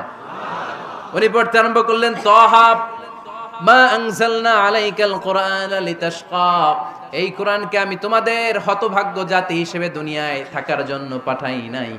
এটা রব্বুল আলামিনের পক্ষ থেকে এসেছে। যারা রবকে ভয় করে তাদের জন্য আছে উপদেশ। যিনি আকাশ বানিয়েছেন, জমিন বানিয়েছেন, ওই আল্লাহ তাআলা নিজেই এই কোরআন পাঠিয়েছে। আওয়াজ করে পড়তে হবে আল্লাহু আকবার। উনি খুব ভালো আরবি জানতেন। সূরা তাহা পড়ার পরে আর ধৈর্য ধারণ করতে পারে না। ওমর ফারুক ছোট্ট বাচ্চার মতো কান্না শুরু করে দিলেন। আল্লাহু আকবার। সূরা তাহাটা হাতে নিয়ে, তলোয়ারটা হাতে নিয়ে বিশ্বনবীর দিকে ছুটতে আরম্ভ করলেন। আইনা মুহাম্মদ, কোথায় মুহাম্মদ? তোমরা আমাকে মুহাম্মাদের কাছে নিয়ে চলো। বিশ্বনবী তখন সাফা পাহাড়ের পাদদেশে দারুল আরকাম ইবনে আলকামের ঘরে লুকিয়ে লুকিয়ে কোরআনের দাওয়াত দিতেন। ওমরে ফারুককে পাগলের মতো ছুটে আসতে দেখে বিশ্বনবীর চাচা হামজা ইবনে আব্দুল মুত্তালিব বলল, নবী আপনি পালান। ওই যে খাত্তাবের বেটা ওমর আপনাকে অপমান করার জন্য, আক্রমণ করার জন্য তেরে এসেছে। সাহাবীরা বললেন, নবী আপনি পালিয়ে যান, আমরা সামাল দেব। বিশ্বনবী বললেন, না আমি পালাবো না, বরং তোমরা সরে যাও। ওমর ইবনুল খাত্তাবকে আমার দরবার পর্যন্ত আসতে দাও। আমার তো মনে হচ্ছে ওই যে তাহাজ্জুদের নামাজ শেষে চোখের পানি ছেড়ে যে আমি আল্লাহর কাছে দোয়া করেছি, আজকে আমার ওই দোয়াটা কবুল হতে শুরু করেছে।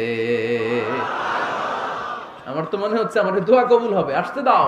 ওমর ফারুক এসে বললেন, আশহাদু আল্লা ইলাহা ইল্লাল্লাহ ওয়া আশহাদু আন্না মুহাম্মাদান আবদুহু ওয়া রাসূলুহু। আমি সাক্ষ্য দিলাম আল্লাহ ছাড়া কোনো ইলাহ নাই, নিশ্চয়ই আপনি আল্লাহর প্রেরিত বান্দা এবং রাসূল। পড়েন সুবহানাল্লাহ। ওমর ফারুক যখন কালিমা শাহাদা পড়ে মুসলমান হয়ে বিশ্বনবীর হাতে হাত রাখলেন, নমুসলিম সাহাবীদের মধ্যে খুশি আর আনন্দের বন্যা বয়ে গেল। নমুসলিম হাতে গোনা সাহাবারা আল্লাহর প্রশংসা করলেন। বিশ্বনবী সাইয়েদনা ওমর ফারুককে জড়িয়ে ধরলেন। ওমর ফারুক আবার বিশ্বনবীরে বললেন, নবী গো, আলাসনা আলাল হক, আমরা কি সত্যের উপরে আছি নাকি আমরা ভুলের উপরে আছি? বিশ্বনবী বললেন, বালা নাহনু আলাল হক, আমরাই সত্যের উপরে আছি। সুবহানাল্লাহ পড়ে। আলাসনা আলাল হক, নবী আমরা কি সত্যের উপরে নাই? হ্যাঁ অবশ্যই ওমর, তুমি সত্যের উপরে আছো। ওমরে ফারুক বললেন, তাহলে ফাফিমাল ইখতিফা, তাহলে লুকায় লুকায় আর দাওয়াত দেব কেন? আমি তো কালিমা পড়ে ফেলছি, আসেন আমার সাথে বের হই। ফাফিমাল ইখতিফা, আর লুকায় লুকায় কেন? আসেন আমরা বাইরে বের হই। বিশ্বনবী বললেন, ওমর এটা মাক্কি জীবন, এখানে আমরা একটু গোপনে গোপনে দাওয়াত দিতে চাই। ওমরে ফারুক বলে, না, আমার দায়িত্ব, আমি একটা মিছিল দিতে চাই নবী। আল্লাহর নামের তাকবীর দিতে দিতে দারুল আরকাম থেকে শুরু করে মসজিদুল হারাম পর্যন্ত একটা মিছিল দিয়ে আমি মক্কা কাঁপায়া দেব। অনুমতি দেন। বিশ্বনবী দিতে চায় না। ওমর ফারুক অনেক বুঝানোর পরে স্বল্প পরিসরের একটা অনুমোদন পাওয়া গেল বিশ্বনবী সাল্লাল্লাহু আলাইহি ওয়াসাল্লামের কাছ থেকে। কিন্তু মিছিল যে দিবে, মিছিলের জন্য লোকের দরকার আছে না নাই? এখানে লোক নাই, আমি একাই মিছিল দিতেছি। এটা জমবে, মিছিল জমবে। খুঁজে উনি 11 জন মুসলিম সাহাবা পেলেন। কয়জন? ওমরে ফারুক বললেন, 11 জনই সই। এই 11 জন নিয়েই আমি আল্লাহর নামের তাকবীর দিব। 2 লাইন করলেন। কয় লাইন? 2 লাইন। পেছনে 6 জন, আর এই লাইনের নেতা বানালেন বিশ্বনবীর চাচা হামজাকে রাদিয়াল্লাহু তাআলা আনহু। আর সামনে 5 জন, তার আগে দাঁড়ালেন উনি নিজেই। তাহলে 6 6 12। বললেন এই 2 লাইনই আমরা তাকবীর দিতে দিতে, বেশি না, এই দারুল আরকামের ঘর থেকে, আপনারা জানেন যে সাফা মারওয়া এখন যে সাই হয়, এই সাফার পাদদেশে ছিল দারুল আরকামের ঘর। উনি বললেন এখান থেকে ওই যে কাবার গিলাফ দেখা যায়, কাবার গিলাফ পর্যন্ত আমরা এই তাকবীর নিয়ে ওখানে যাব। সুবহানাল্লাহ পড়বেন না? ওখানে উনি দাঁড়িয়ে ছোট্ট একটা ভাষণ দিয়েছিলেন। উনি বলেছিলেন, মান আরাদা আন তাসকুলা উম্মু ওয়া ইয়াতামা ওয়ালাদু ওয়া তারমিলা যাওজাতুহু ফালিয়াসুদ্দানি। খেয়াল করে শুনেন, কান দুইটা খরগোশের কানের মতো খাড়া করেন। উনি এক বাক্যের একটা ভাষণ দিলেন। ভাষণ দিতে জানলে বড় ভাষণ দেয়া লাগে না। এক বাক্যের ভাষণ দিয়ে গোটা বিশ্বকে ঝাঁকুনি মারা যায়। চিল্লায় বলো ঠিক কিনা? ওমরে ফারুক এক বাক্যের একটা ছোট্ট ভাষণ দিলেন। মান আরাদা আন তাসকুলা উম্মু, কে আছো মায়ের এই মক্কায়, কে আছো মায়ের বুক খালি করতে চাও? ইয়া আচামা ওয়ালাদু, কে আছো বাচ্চাগুলারে, নিজের সন্তানগুলোরে ইয়াতিম বানাতে চাও? কে আছো তারমিলা যাওজাতুহু, নিজের স্ত্রীকে বিধবা বানাতে চাও? ফালিয়া সুদ্দানি, বুকের পাটা থাকলে আমি ওমর রে থামাও। ফালিয়া সুদ্দানি, দেখি মক্কায় কার এত বড় বুকের পাটা, কে আছো মায়ের বুক খালি করতে চাও, সন্তান এতিম বানাতে চাও, স্ত্রীকে বিধবা বানাতে চাও, ফালিয়া সুদ্দানি পারলে আমারে ঠেকাও। এই বলে উনি আল্লাহু আকবার, আল্লাহু আকবার, আল্লাহু আকবার বলে স্লোগান শুরু করে দিলেন। এক এক স্লোগানে মক্কার মরুজমিন থারথার করে কাঁপতে আরম্ভ করলো। এই মিছিল মক্কার কেউ দেয় নাই। মিছিলের আওয়াজ শুনে আবু জাহেল বাইরিস, উতবা বাইরিস, শাইবা, ওয়ালিদ ইবনে মুগিরা সব বের হয়েছে। কিরে, আমার এলাকায় এত বড় স্লোগান, কার এত সাহস? বের হয়ে দেখে মিছিলের সামনে ওমর। ওমরে দেখে দিছে এক দৌড়, কারণ ওমরে ফারুককে থামানোর মতো বাপের বেটা মক্কায় দ্বিতীয়টা কেউ ছিল না। আওয়াজ করে বলেন ঠিক কিনা? ওমরে ফারুক আল্লাহু আকবার, আল্লাহু আকবার বলে স্লোগান দিতে দিতে মসজিদুল হারামের ভেতরে ঢুকে গেল। কাবার গিলাফ ধরার পরে সেদিন মিছিল থেমেছে। ওই আল্লাহর নামের স্লোগান সেদিন কেউ থামাতে পারে নাই, কিয়ামত পর্যন্ত কেউ থামাতে পারবে না। চিল্লায় বলো ঠিক কিনা?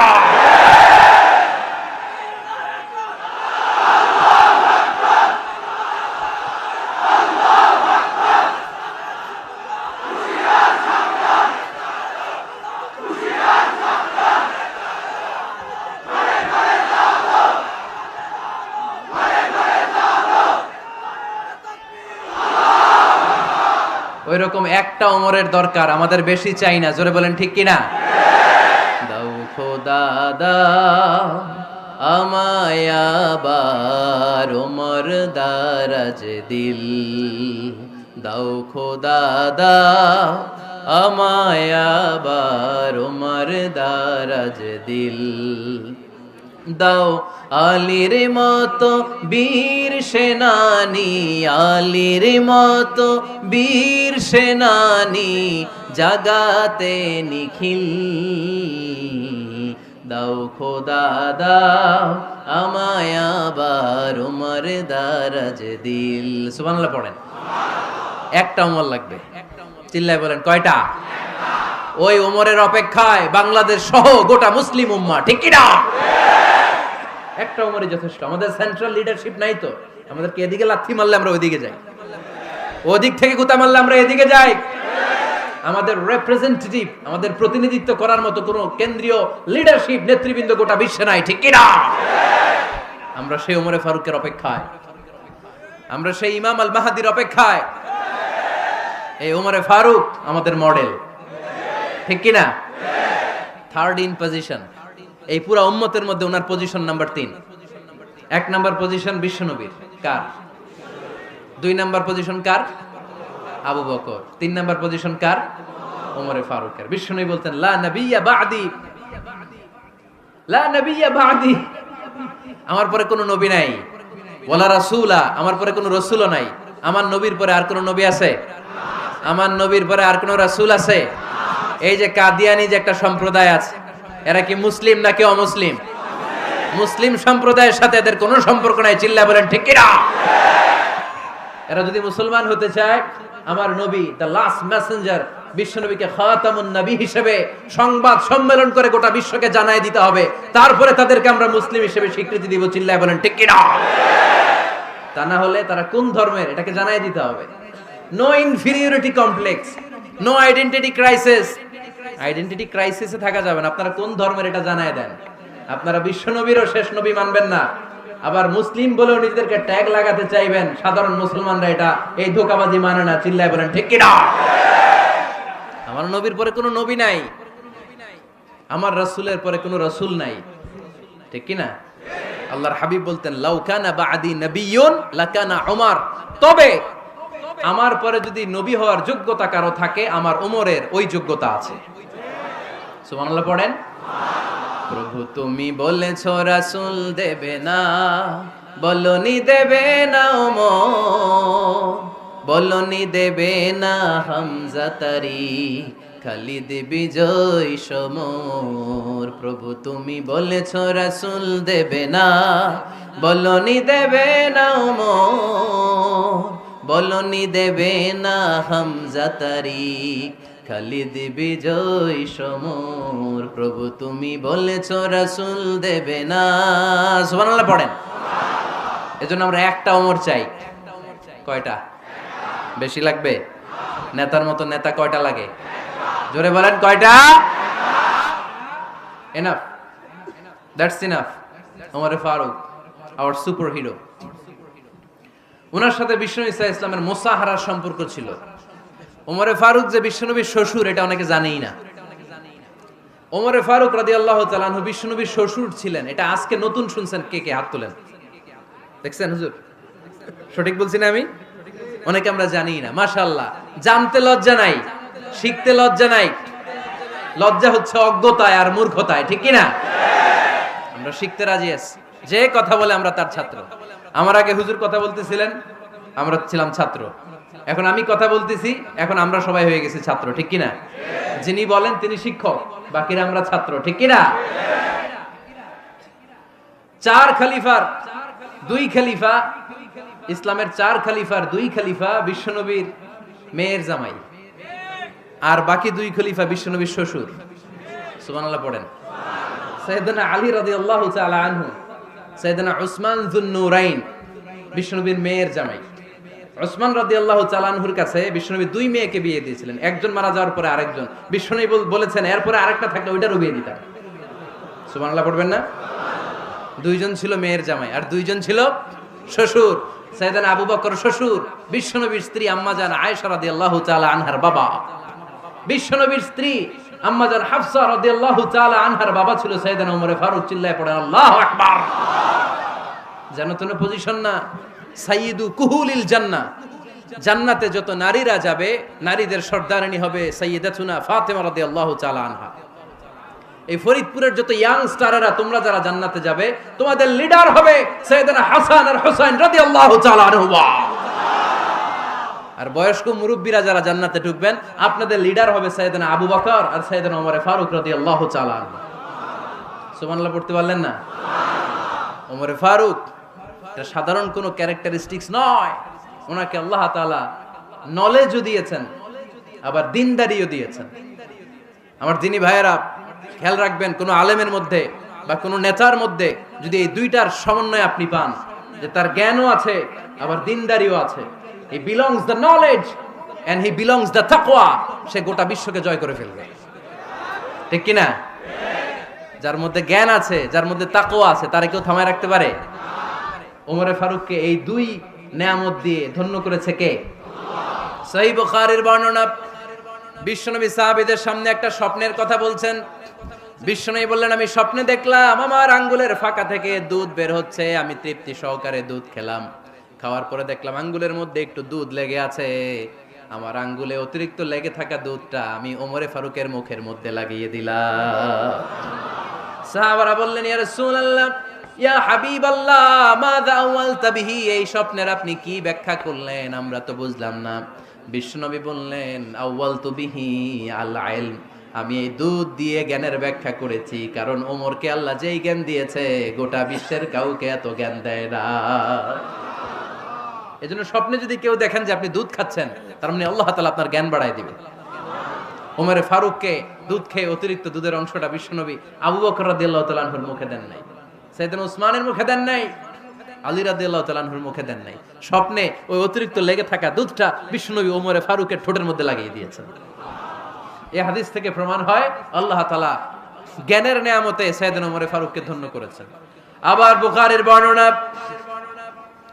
বিশ্বনবী সাল্লাল্লাহু আলাইহি ওয়াসাল্লাম আরেকটা স্বপ্নের বর্ণনা দিচ্ছেন।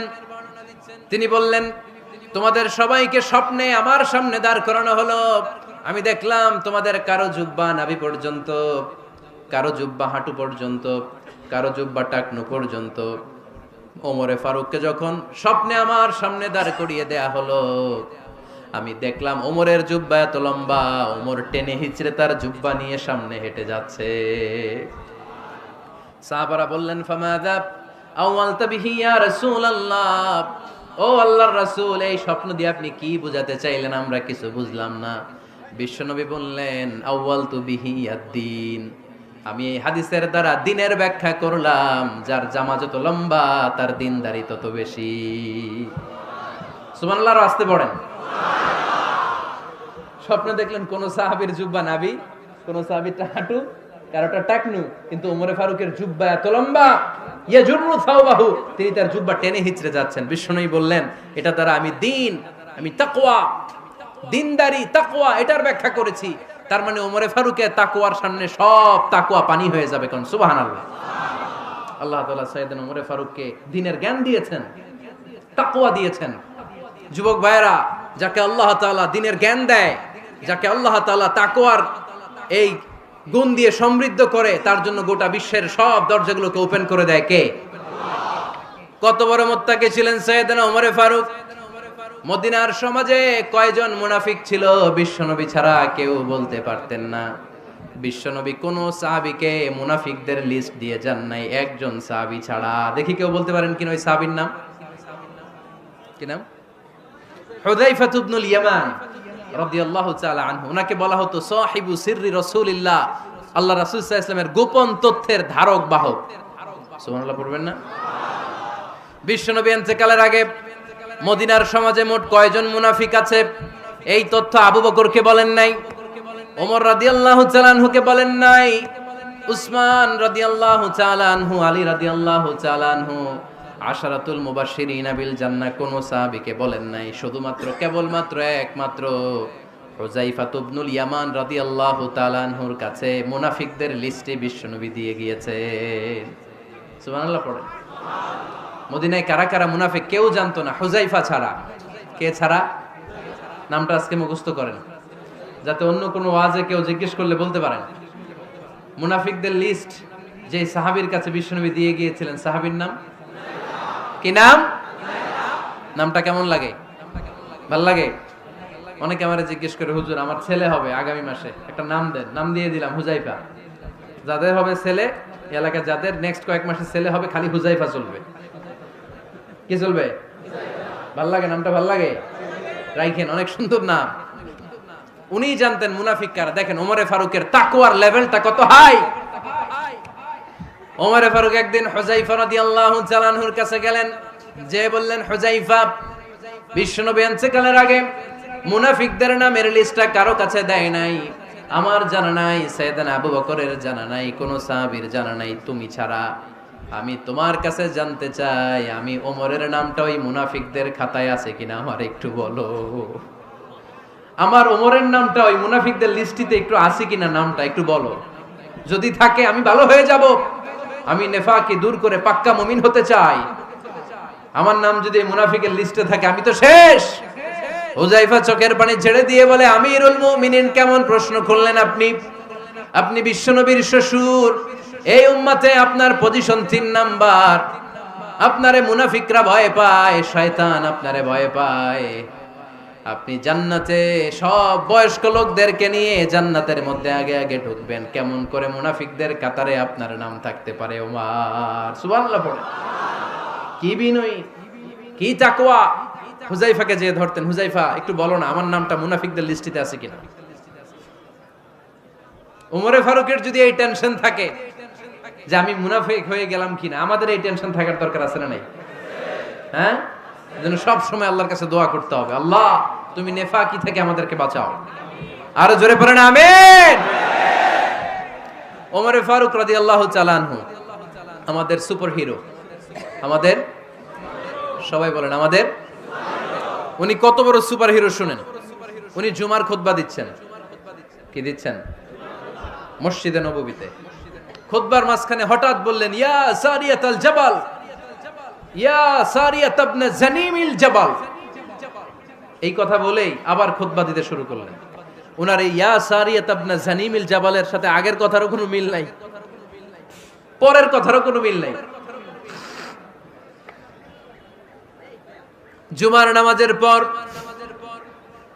মুসল্লি সাহাবারা ধরলেন, বললেন, ইয়া আমিরাল মুমিনিন। খুতবার মাঝখানে হঠাৎ করে ইয়া সারিয়াত ইবনে জানিমিল জাবাল বলে আপনি চিৎকার করলেন কেন? আপনার এই বাক্যের সাথে আপনার খুতবার আগের বাক্যের কোনো মিল নাই, আপনার খুতবার পরের বাক্যেরও কোনো মিল নাই। এই কথা আপনি কারে বললেন, কারে উদ্দেশ্য করে বললেন? এই কথার তাৎপর্য কি আমাদেরকে বুঝিয়ে বলেন। ওমরে ফারুক বললেন, আমি যখন খুতবা দিচ্ছি আমি দেখতে পেলাম ওই যে কয়েক মাস আগে আমি আমার মুসলিম সেনাবাহিনী পারস্যে আক্রমণের জন্য পাঠিয়েছি বর্তমান ইরানের ওই বিশাল এলাকাতে পারস্যে আমি আমার ব্যাটালিয়ন পাঠিয়েছি। আমি হঠাৎ করে দেখতে পেলাম আমার মুসলিম বাহিনীর সেনাপতি যুদ্ধের এক পর্যায়ে তার ডানে আছে উপত্যকা, বায়ে আছে পাহাড়, সে পাহাড়ি রাস্তা ছেড়ে দিয়ে উপত্যকার দিকে যেতে শুরু করেছে। আমি দেখতে পেলাম আমার মুসলিম বাহিনী যদি উপত্যকার দিকে ছুটে বেড়ায়, কাফির মুশরিকরা আমার মুসলিম বাহিনীকে কচুকাটা করে ফেলবে। তাই আমি এখান থেকে তাদেরকে কমান্ড দিয়ে বলেছি, ইয়া সারিয়াতাল জাবাল, উপত্যকার দিকে নয় পাহাড়ের দিকে যাও, তাহলেই তোমাদের বিজয় নিশ্চিত হয়ে যাবে।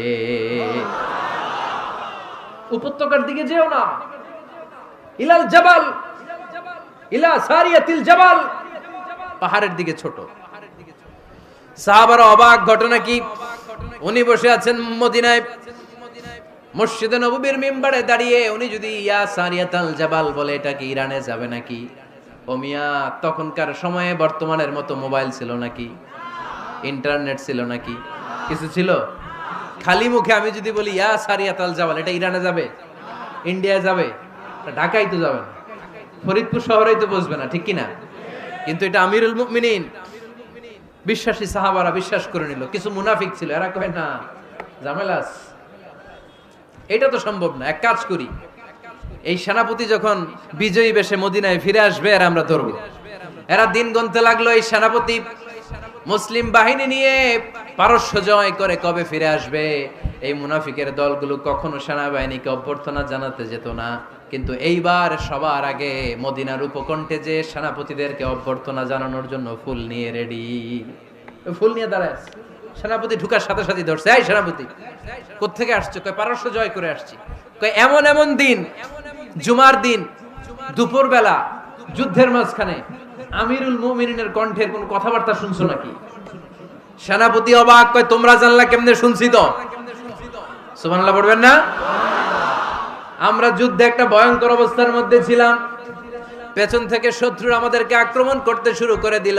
ডানে যাব না বায়ে যাব, সামনে যাব নাকি পেছনে যাব, রাস্তা খুঁজে পাচ্ছি না। ডান দিকে ছিল আমাদের উপত্যকার রাস্তা, বাঁ দিকে ছিল পাহাড়ি পথ। আমরা সোজা পথ হবে মনে করে উপত্যকার দিকে ছুটতে আরম্ভ করলাম।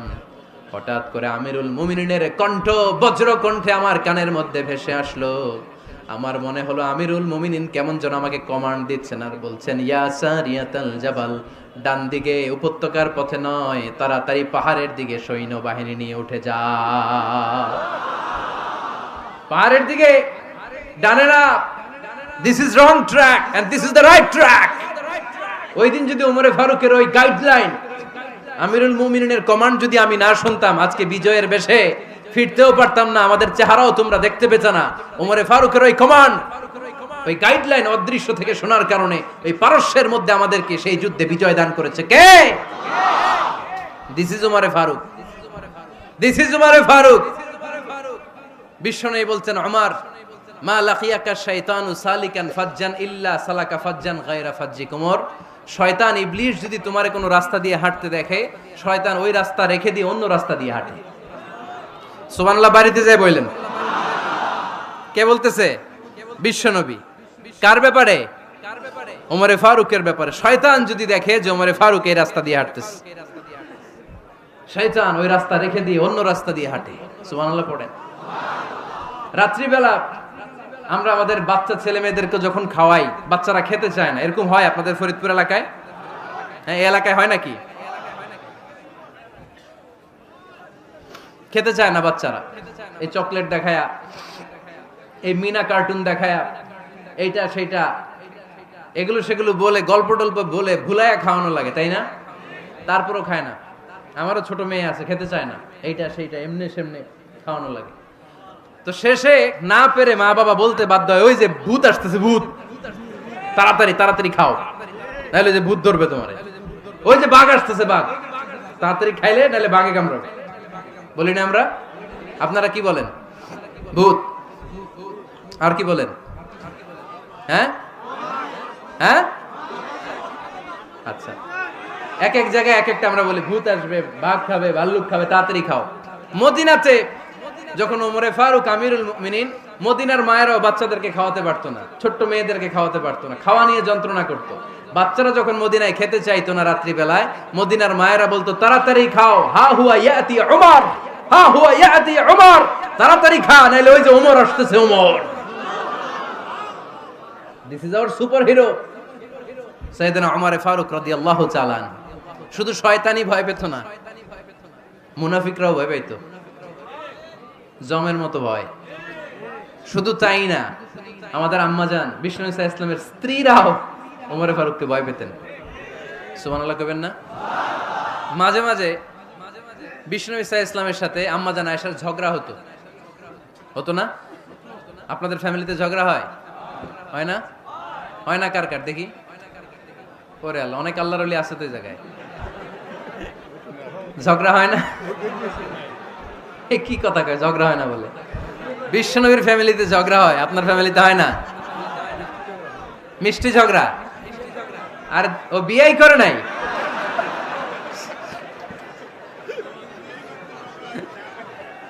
ঝগড়া তো হবেই, দাম্পত্য জীবনের মজাটাই তো এখানে। কখনো ঝগড়া, কখনো আনন্দ, একটু বৃষ্টি, একটু রোদ, একটু হাসি, একটু কান্না, ভালো লাগা, ভালোবাসা শেয়ার করে নেয়া, মিলেমিশে একাকার হয়ে যাওয়া, ঠিক কিনা? তো আল্লাহর হাবিব সাল্লাল্লাহু আলাইহি ওয়াসাল্লামের সাথে আম্মাজান আয়েশার ঝগড়া হতো। তো একদিন ঝগড়া হয়ে দুইজন রেগে আছে। খবরদার, দুইজন রেগে থাকবেন না আবার। একজন রাগলে আরেকজন থেমে যাবেন, কারণ এই ছোট্ট ঝগড়া থেকে এটা অনেক সময় বিচ্ছেদের দিকে গড়ায়। আমার প্রিয় ফরিদপুরবাসী, ভাবি রেগে গেলে আপনি রাইগেন না, ওই দিন আপনি একটু ঠান্ডা থাকেন। আবার আপনি রেগে গেলে, আমার মাইকের আওয়াজ যদি ভাবিরা শুনেন, আপনারা রেগে যায় না, একটু ঠান্ডা থাকবেন। দুইজনে রেগে গেলে তো তৃতীয় বিশ্বযুদ্ধ শুরু হবে, তাই না? একজন রেগে গেলে আরেকজন ঠান্ডা। কারণ এই সামান্য ঝগড়া থেকে, ইগোর কারণে এটা বিচ্ছেদ আর ডিভোর্স পর্যন্ত গড়ায়। আর শয়তান এখানে উস্কানি দেয়, কারণ ইমানদারদের ফ্যামিলি ভাঙতে পারলে শয়তান সবচেয়ে বড় খুশি হয়। আর ইমানদারদের ফ্যামিলি টিকে থাকলে খুশি হয়ে যায় কে? আম্মাজান আয়েশা রাদিয়াল্লাহু তাআলা আনহার সাথে বিষ্ণু ইসা ইসলামের ঝগড়া হতো মাঝে মাঝে। তো একবার ঝগড়া হলো, বিষ্ণু ইসা ইসলামের রাগ, আম্মাজান আয়েশাও রাগ। তো বিষ্ণুই বললেন, আয়েশা, ঝগড়া করে আর কতক্ষণ থাকবো, আসো মিটমাট করি। আয়েশা রাদিয়াল্লাহু বললেন, ঠিক আছে, মিটমাট করব। তো বিষ্ণু ইসা ইসলাম বললেন, মিটমাটের জন্য কারে ডাকবো? ওমরে ডাকি। কয় না, ওমরে না, ওমর গালিজ, ওমর অনেক রাগে, আমার ডর লাগে। কয় তাহলে তোমার আব্বারে ডাকি। কয় ডাকেন। কি খুশি! মেয়েদের মধ্যে অভ্যাসটা আছে না নাই? তাহলে তোমার আব্বারে ডাকি, ডাকেন। ডেকে নিয়ে আসা হলো। আবু বকর রাদিয়াল্লাহু তাআলা আনহু দাঁড়ালেন, আম্মাজান আয়েশা দাঁড়ালেন, বিশ্বনবীও দাঁড়ালেন। বিশ্বনবী বললেন, আয়েশা, তোমার আব্বা আসছে, এবার ঘটনা খুলে বলার পালা। তুমি বলবা নাকি আমি বলবো? আম্মাজান আয়েশা বললেন, আপনি বলেন, তবে ওয়ালা তাকুল ইল্লা হাক্কান, যেটা ঘটছে ওইটাই বললেন, মিথ্যা কথা কইেন না। আবু বকর রাদিয়াল্লাহু তাআলা আনহু রেগে মেগে আগুন। কি এই কথা তুমি কেমন করে বলো? বিশ্বনবীকে মিথ্যা কথা কখনো বলবে? রেগে মেগে দিলেন মেয়ের গালে এক চড়। বানিয়ে বলতেছি না, মুসনাদ আহমদ ইবনে হাম্বলের হাদিস। বাবার হাতের থাপ্পড়কে আম্মাজান আয়েশা উল্টে বললেন। সাইয়েদনা আবু বকর রাগে গড়গড় করছেন, আবার মারার জন্য তেড়ে গেলেন। এবার বাঁচার জন্য আম্মাজান আয়েশা বিশ্বনবীর পিছনে যে আশ্রয় নিলেন, বিশ্বনবী বাঁচানোর জন্য দুই হাত মেলে দাঁড়িয়ে গেলেন। পড়েন সুবহানাল্লাহ।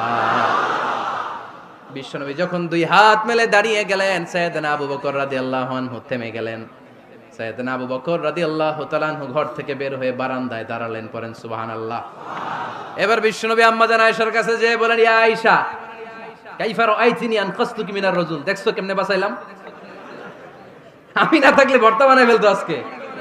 আমি বাঁচাইছি তোমারে, আমি, আমার লগে ঝগড়া করো তুমি।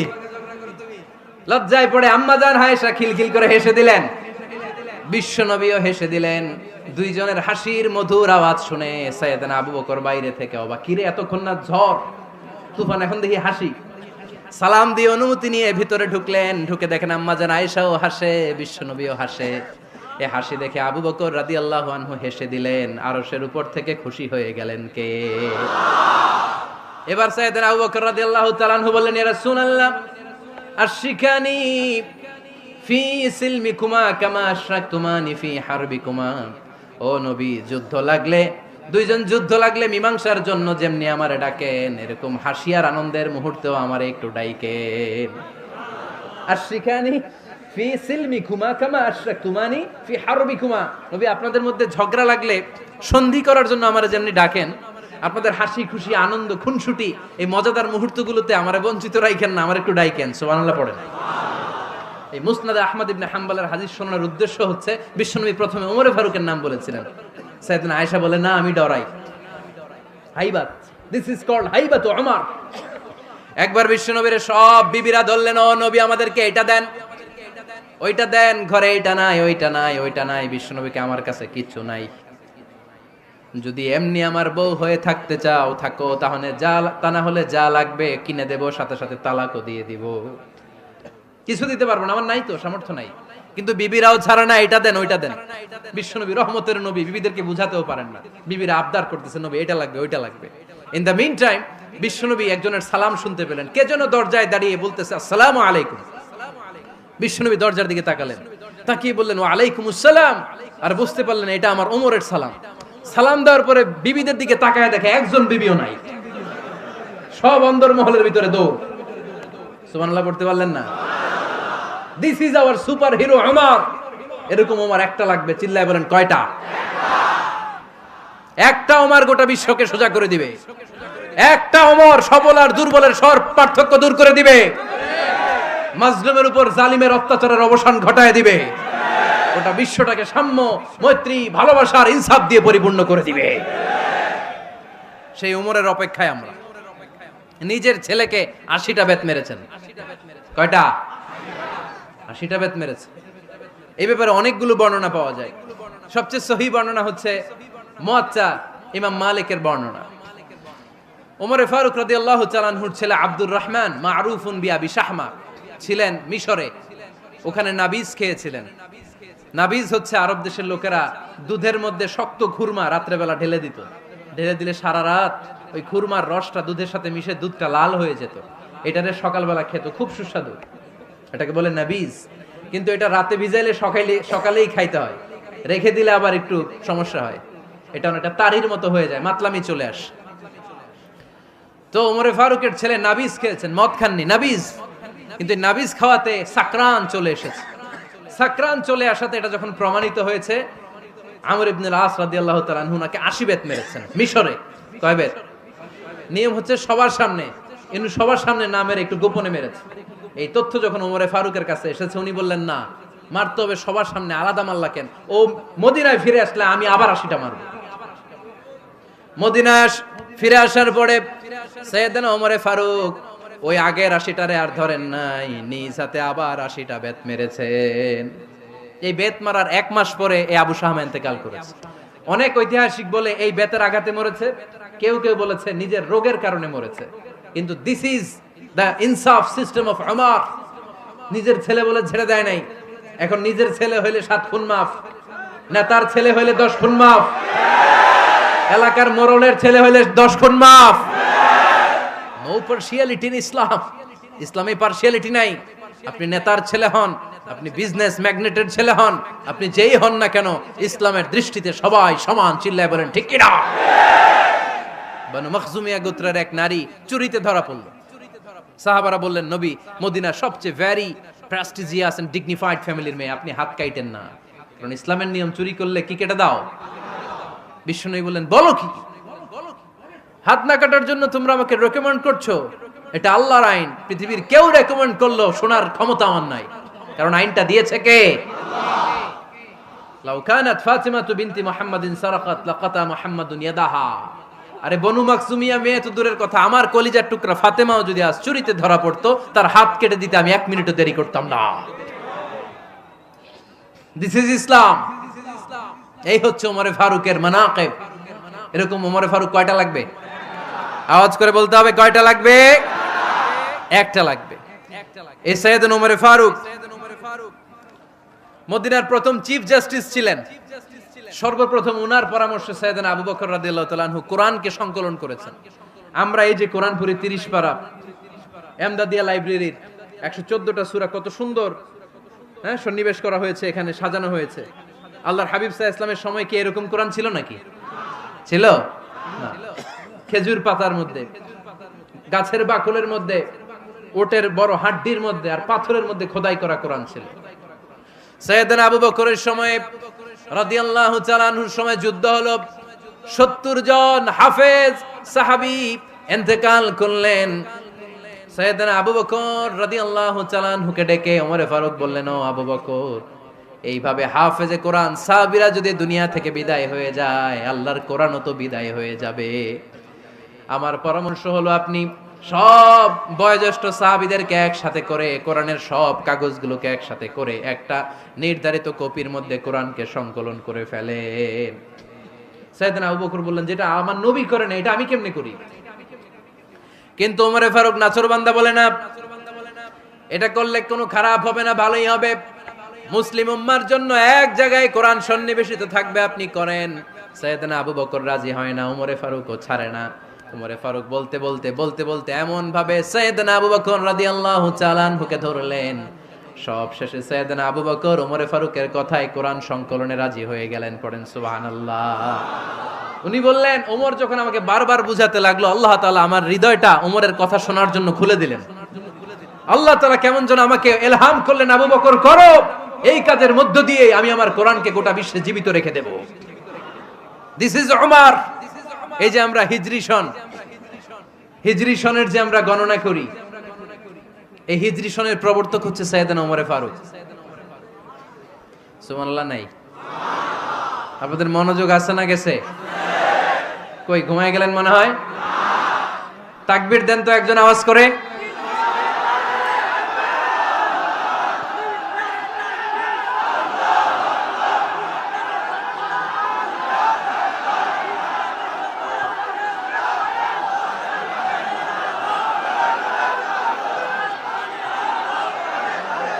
মাশাআল্লাহ মাশাআল্লাহ। বসেন বসেন, এখনই শেষ করে দেব কিছু সময়ের মধ্যে। আমরা একসাথে বিদায় নিব ইনশাআল্লাহ। ওঠা বসা করবেন না, ওঠা বসা করবেন না, বসেন।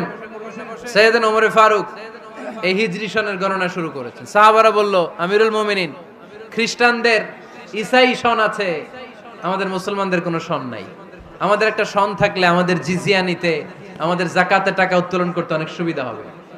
ওমর ফারুক বললেন, তাহলে কোন সালকে হিজরি, কোন সালকে মুসলিম সাল হিসেবে আমরা ঘোষণা দিতে পারি? একজন বলল, আমার নবী যেই সালে জন্মগ্রহণ করেছেন ওই সালে। ওমর ফারুক বললেন, না, আমার নবীর জন্ম আমাদের জন্য খুশির দিন, কিন্তু এটা আমাদের জন্য প্রেরণা নয়। প্রেরণা নবীর কাজে, ঠিক কিনা?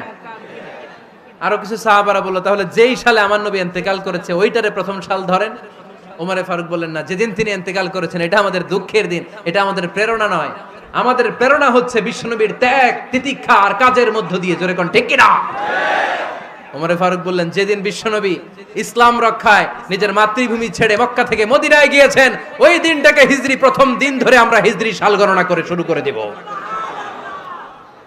ওইটাই হচ্ছে হিজরি সন। সেখান থেকে হিজরি সনের প্রবর্তন করেছেন সাইয়েদনা ওমর ফারুক রাদিয়াল্লাহু তাআলা আনহু।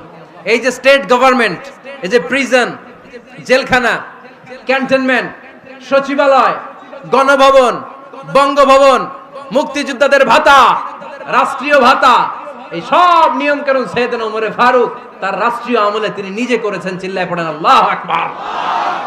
মুসলমানদের আলাদা কারেন্সি, নিজস্ব মুদ্রা ব্যবস্থা নিজে চালু করেছেন। সৈনিকদের মধ্যে যারা বিবাহিত, প্রতি 6 মাস অন্তর অন্তর 1 মাসের ছুটি কাটাতে তারা ফিরে আসবে, সাইয়েদনা ওমর ফারুক চালু করেছেন। চিল্লায় আওয়াজ করে পড়েন আল্লাহু আকবার। এই যে আমরা 20 রাকাত সালাতুত তারাবি পড়ি রমাদানে, করেন না আপনারা? এটা সাইয়েদনা ওমর ফারুক চালু করেছে।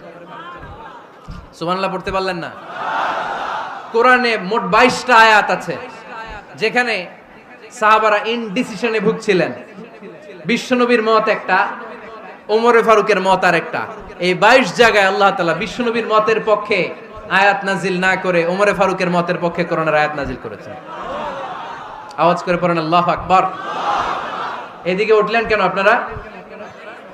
যারা উঠছেন আমার দিকে তাকান।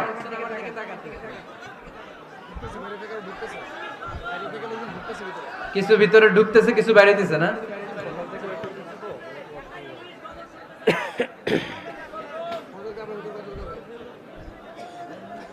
সাইয়েদনা ওমর ফারুক আমরা সাহাবীদের জীবন চরিত পড়তে চাই না? কত যে অনুপ্রেরণামূলক দৃষ্টান্ত সাইয়েদনা ওমর ফারুক আমাদের জন্য রেখে গিয়েছেন। ওমর ফারুক যখন খলিফা, দিনের বেলায় যদি রাষ্ট্রে কোনো নিয়ম জারি করতেন, দিনের বেলায় জনগণকে কোনো বিষয়ে যদি নিষেধ করতেন, রাত্রে বেলায় খাওয়ার সময় ফ্যামিলি মেম্বারদের সবাইকে বলতেন, এই দিনের বেলা আমি জনগণকে এই কাজ করতে নিষেধ করেছি, তোমরা আমার ফ্যামিলি মেম্বার, খবরদার তোমরা এই কাজ করো না। জনগণ করলে যতটুকু শাস্তি, তোরা করলে পাবি ডবল শাস্তি। সুবহানাল্লাহ কইবেন না? আমাদের নেতারা ওই বাড়ির বিচার করে, ওই বাড়ির মাইয়ার বিচার, ওই বাড়ির পোলার বিচার, নিজের পোলা গাঞ্জা টানে, আছে না নাই? নিজের মেয়ে অপরাধ করে, আছে না নাই? কি নেতা ছিলেন ওমর ফারুক! আগে নিজের ঘর সামলিয়েছেন, আগে নিজেকে সামলিয়েছেন, নিজের ঘর ঠিক করেছেন। বলেছেন জনগণ করলে যত বেদ, তোরা করলে double Veda. This is call leader, ঠিক কি না? এক বাবা এসে বললেন, ওমর ফারুক আমার ছেলে কথা শোনে না, বেয়াদব। ওমর ফারুক ছেলেরে ডাকলেন, বাবা তুমি তোমার আব্বাজানের কথা শোনো না, এটা তো কবিরা গুনাহ। ছেলে বলে, ওমর ফারুক সব দায় দায়িত্ব আল্লাহ ছেলে মেয়েদেরকে দিয়েছে, বাবা মাকে কোনো দায়িত্ব দেয় নাই। ওমর ফারুক বললেন, অবশ্যই দায়িত্ব দিয়েছে। তাহলে বলেন আমার বাবার দায়িত্ব কি? উনি বললেন, প্রাইমারিলি প্রথমত 3 দায়িত্ব। আইয়ানতাকিয়া উম্মা, পৃথিবীর প্রতিটি বাবার উচিত ছেলেদের মেয়েদের জন্য ভালো মায়ের ব্যবস্থা করা। 2 নম্বরে আইয়ুহসিনা ইসমা, সুন্দর তার একটা নাম রেখে দেয়া। 3 নাম্বার ইউআল্লিমাহুল কিতাব, তার আল্লাহর কিতাব শিক্ষা দেওয়া। এবার ছেলেকে আমার আব্বা 3টার একটাও করে নাই। এবার ওমর ফারুক রেগে গেলেন, বাবার কাঁধে ধরলেন, বললেন তুই ছেলের জন্য বিচার নিয়ে আসলি, তোর 3টা দায়িত্বের একটাও তুই পালন করিস নাই। ছেলে বলে, আমিরুল মুমিনিন, আমার মা নর্তকী, আমার মা মাজুসি, আমার মায়ের মধ্যে কোনো আদব কাদব নাই, সুন্দরী দেখে আমার মারে বাবা বিয়ে করছে, আমার মায়ের কাছ থেকে জীবনে কিছু শিখি নাই। 2 নাম্বার সাম্মানি খানফাসা, আমার বাবা আমার নাম রেখেছে চামচিকা। কি নাম রাখছে? এটা নাম হইলো একটা? এরকম উল্টা পাল্টা নাম আছে না নাই? না, এগুলো রাখবেন না। আব্দুল্লাহ রাখবেন, আব্দুর রহমান রাখবেন। আরেকটা কি বলছি আজকে? হুযায়ফা রেখে দিয়েন, পারবেন? ওয়ালাম ইউআল্লিমনি হারফাম মিন কিতাবিল্লাহ, আমিরুল মুমিনিন। শুধু তাই না, আল্লাহর কোরআনের একটা অক্ষর আমার বাবা কোনোদিন আমারে শিক্ষা দেয় নাই। ওমর ফারুক রেগে গেলেন, এবার বাপের কান্দে ধইরা মারতে শুরু করলেন। তুই পোলার নামে বিচার নিয়ে আইছিস, তোরে মার দিমু আগে। এরকম নেতার দরকার আছে না নাই? মদিনায় এক লোক তার বউরে রাগের চোটে 100 তালাক দিয়ে ফেলছে। কয় তালাক দেয়ার নিয়ম? কয়টা দিছে? কয়টা? এবার স্ত্রী কাঁদতে কাঁদতে এসে বলে, আমিরুল মুমিনিন দেখেন, আমার স্বামী আমারে রেগে মেগে 100 তালাক দিছে। ওমর ফারুক বললেন, দইরা নিয়ে এটারে। নিয়ে আসা হলো। ওমর ফারুক বললেন, কয়টা তালাক দিয়েছো? কয় 100টা। কেন দিছো? কয় মাথা গরম আছিল। এরকম আছে না? তালাক দেওয়ার সময় সব তালাক, তুই তালাক, তোর মা তালাক, তোর বোন তালাক, সব তালাক। তালাক দিবে ওয়াইফ রে, দিতেছে সবাই রে। ওমর ফারুক বললেন, দিবে 3টা, 100টা দিলা কেন? কয় মেজাজ গরম ছিল। কয় দাঁড়া, আত-তালাকু মিন শাআইরিল্লাহ, তালাক হচ্ছে আল্লাহর দেয়া বিধানের একটা নিদর্শন, এটা নিয়ে তুই খামখেয়ালি করলি। আমার রায় শোন, আমার রায় হচ্ছে 3 তালাকে তোর বউ তালাক, বাকি 97 তালাক তোর পিঠের উপরে পড়বে। এরকম বিচারের দরকার আছে না নাই? এরকম দৃষ্টান্তমূলক বিচার যদি বাংলার জমিনে দেয়া হতো, আর কোন নারী ধর্ষিতা হতো? আর কোন নারীকে অ্যাসিড মারা হতো? আর কোন নারী যৌতুকের জন্য কান্না করতো? একটা আমল লাগবে, বেশি না। কয়টা লাগবে? তিনি গভর্নর সিস্টেম চালু করেছিলেন, governor system, Islamic state. Bahrain, Yemen, মিসর, কুফা, বসরা, মক্কা, মদিনা, এই 7 জায়গায় 7 জন গভর্নর পাঠিয়েছেন। তাদের থেকে তথ্য নিতেন। এই গভর্নর সিস্টেম উনি বানিয়েছেন। সাইয়েদনা আমর ইবনে আল-আস রাদিয়াল্লাহু তাআলা আনহুকে পাঠিয়েছেন মিশরে। মিশরে একটা দৌড় প্রতিযোগিতা হতো। ওই দৌড় প্রতিযোগিতায় আমর ইবনে আল-আস রাদিয়াল্লাহু তাআলা আনহুর ছেলে অংশগ্রহণ করেছে, কিন্তু এক মিশরি ওই দৌড় প্রতিযোগিতায় চ্যাম্পিয়ন হয়ে গেছে, রানার্স আপ হয়েছে আমর ইবনে আল-আসের ছেলে। এবার মিশরি ফার্স্ট আর গভর্নরের ছেলে সেকেন্ড। রাগের চোটে আমর ইবনে আল-আসের ছেলে ওই মিশরির মাথার মধ্যে কয়েকটা বাড়ি মেরেছে। মিশরি বলে আমার মাল্লা কেন? তুমি খেলায় পারো না, আমারে মাল্লা কেন? কয় আনা ইবনুল আকরামিন, আমি গভর্নরের পোলা, আমি যা বলবো এটাই হবে, আমার উপরে কথা নাই। মিশরি ওইখানে আর ঝগড়া বাঁধায় নাই, মনে দুঃখ নিয়ে মদিনায় চলে আসলেন। এসে বললেন, আমিরুল মুমিনিন, আপনি আমর ইবনুল আস রাদিয়াল্লাহু তাআলা আনহুকে মিশরের গভর্নর বানিয়ে পাঠিয়েছেন। একটা প্রতিযোগিতায় আমি চ্যাম্পিয়ন হয়েছি, ওনার ছেলে হয়েছে রানার আপ। কেন সে চ্যাম্পিয়ন হতে পারে নাই? এই কারণে আমার মাথায় লাঠি দিয়ে 3টা বাড়ি মেরে বিচারটা দিছে কার দরবারে? কথা বুঝেন নাই বোধহয়? ওমর ফারুকের দরবার। ওমর ফারুক বললেন, তাই আগামী বছরের অমুক তারিখ আমি সব গভর্নরদেরকে ডেকে হিসাব নেই, তো ওই দিন তুই থাকবি, পারবি না? মিশরে বলে, পারবো মানে অবশ্যই পারবো। ওই দিন 7 রাজ্য থেকে 7 গভর্নর হাজির, গভর্নরদের ছেলেরাও হাজির, মিশরীয় হাজির। 7 গভর্নরের কাছ থেকে 7 এলাকার খোঁজ খবর নেয়ার পরে ওমরে ফারুক বললেন, আইনাল মিসরি, মিশরি লোকটা কই, এদিকে আয়। মিশরি সামনে আসার পরে বলল, আমর ইবনুল আস, তুমি মিশরের গভর্নর, তোমার ছেলে সহ তুমি আসো। আমর ইবনুল আস এসে সামনে বসে রইলেন। এবার বললেন, ও আমর ইবনুল আসের ছেলে, তুমি নাকি ইবনুল আকরামিন গভর্নরের ছেলে, তুমি যা বলবা মিশরে নাকি তাই হবে, তোমার নাকি অনেক দাপট। নিজে একটা লাঠি এনে মিশরীর হাতে দিয়ে বলল, এবার তোর মাথায় যতটা মারছে তুই ততটা গুনে গুনে মার, আমি দেখবো। আমর ইবনুল আস দেখবে, আমর ইবনুল আসের ছেলেরে তুই এখানে মার।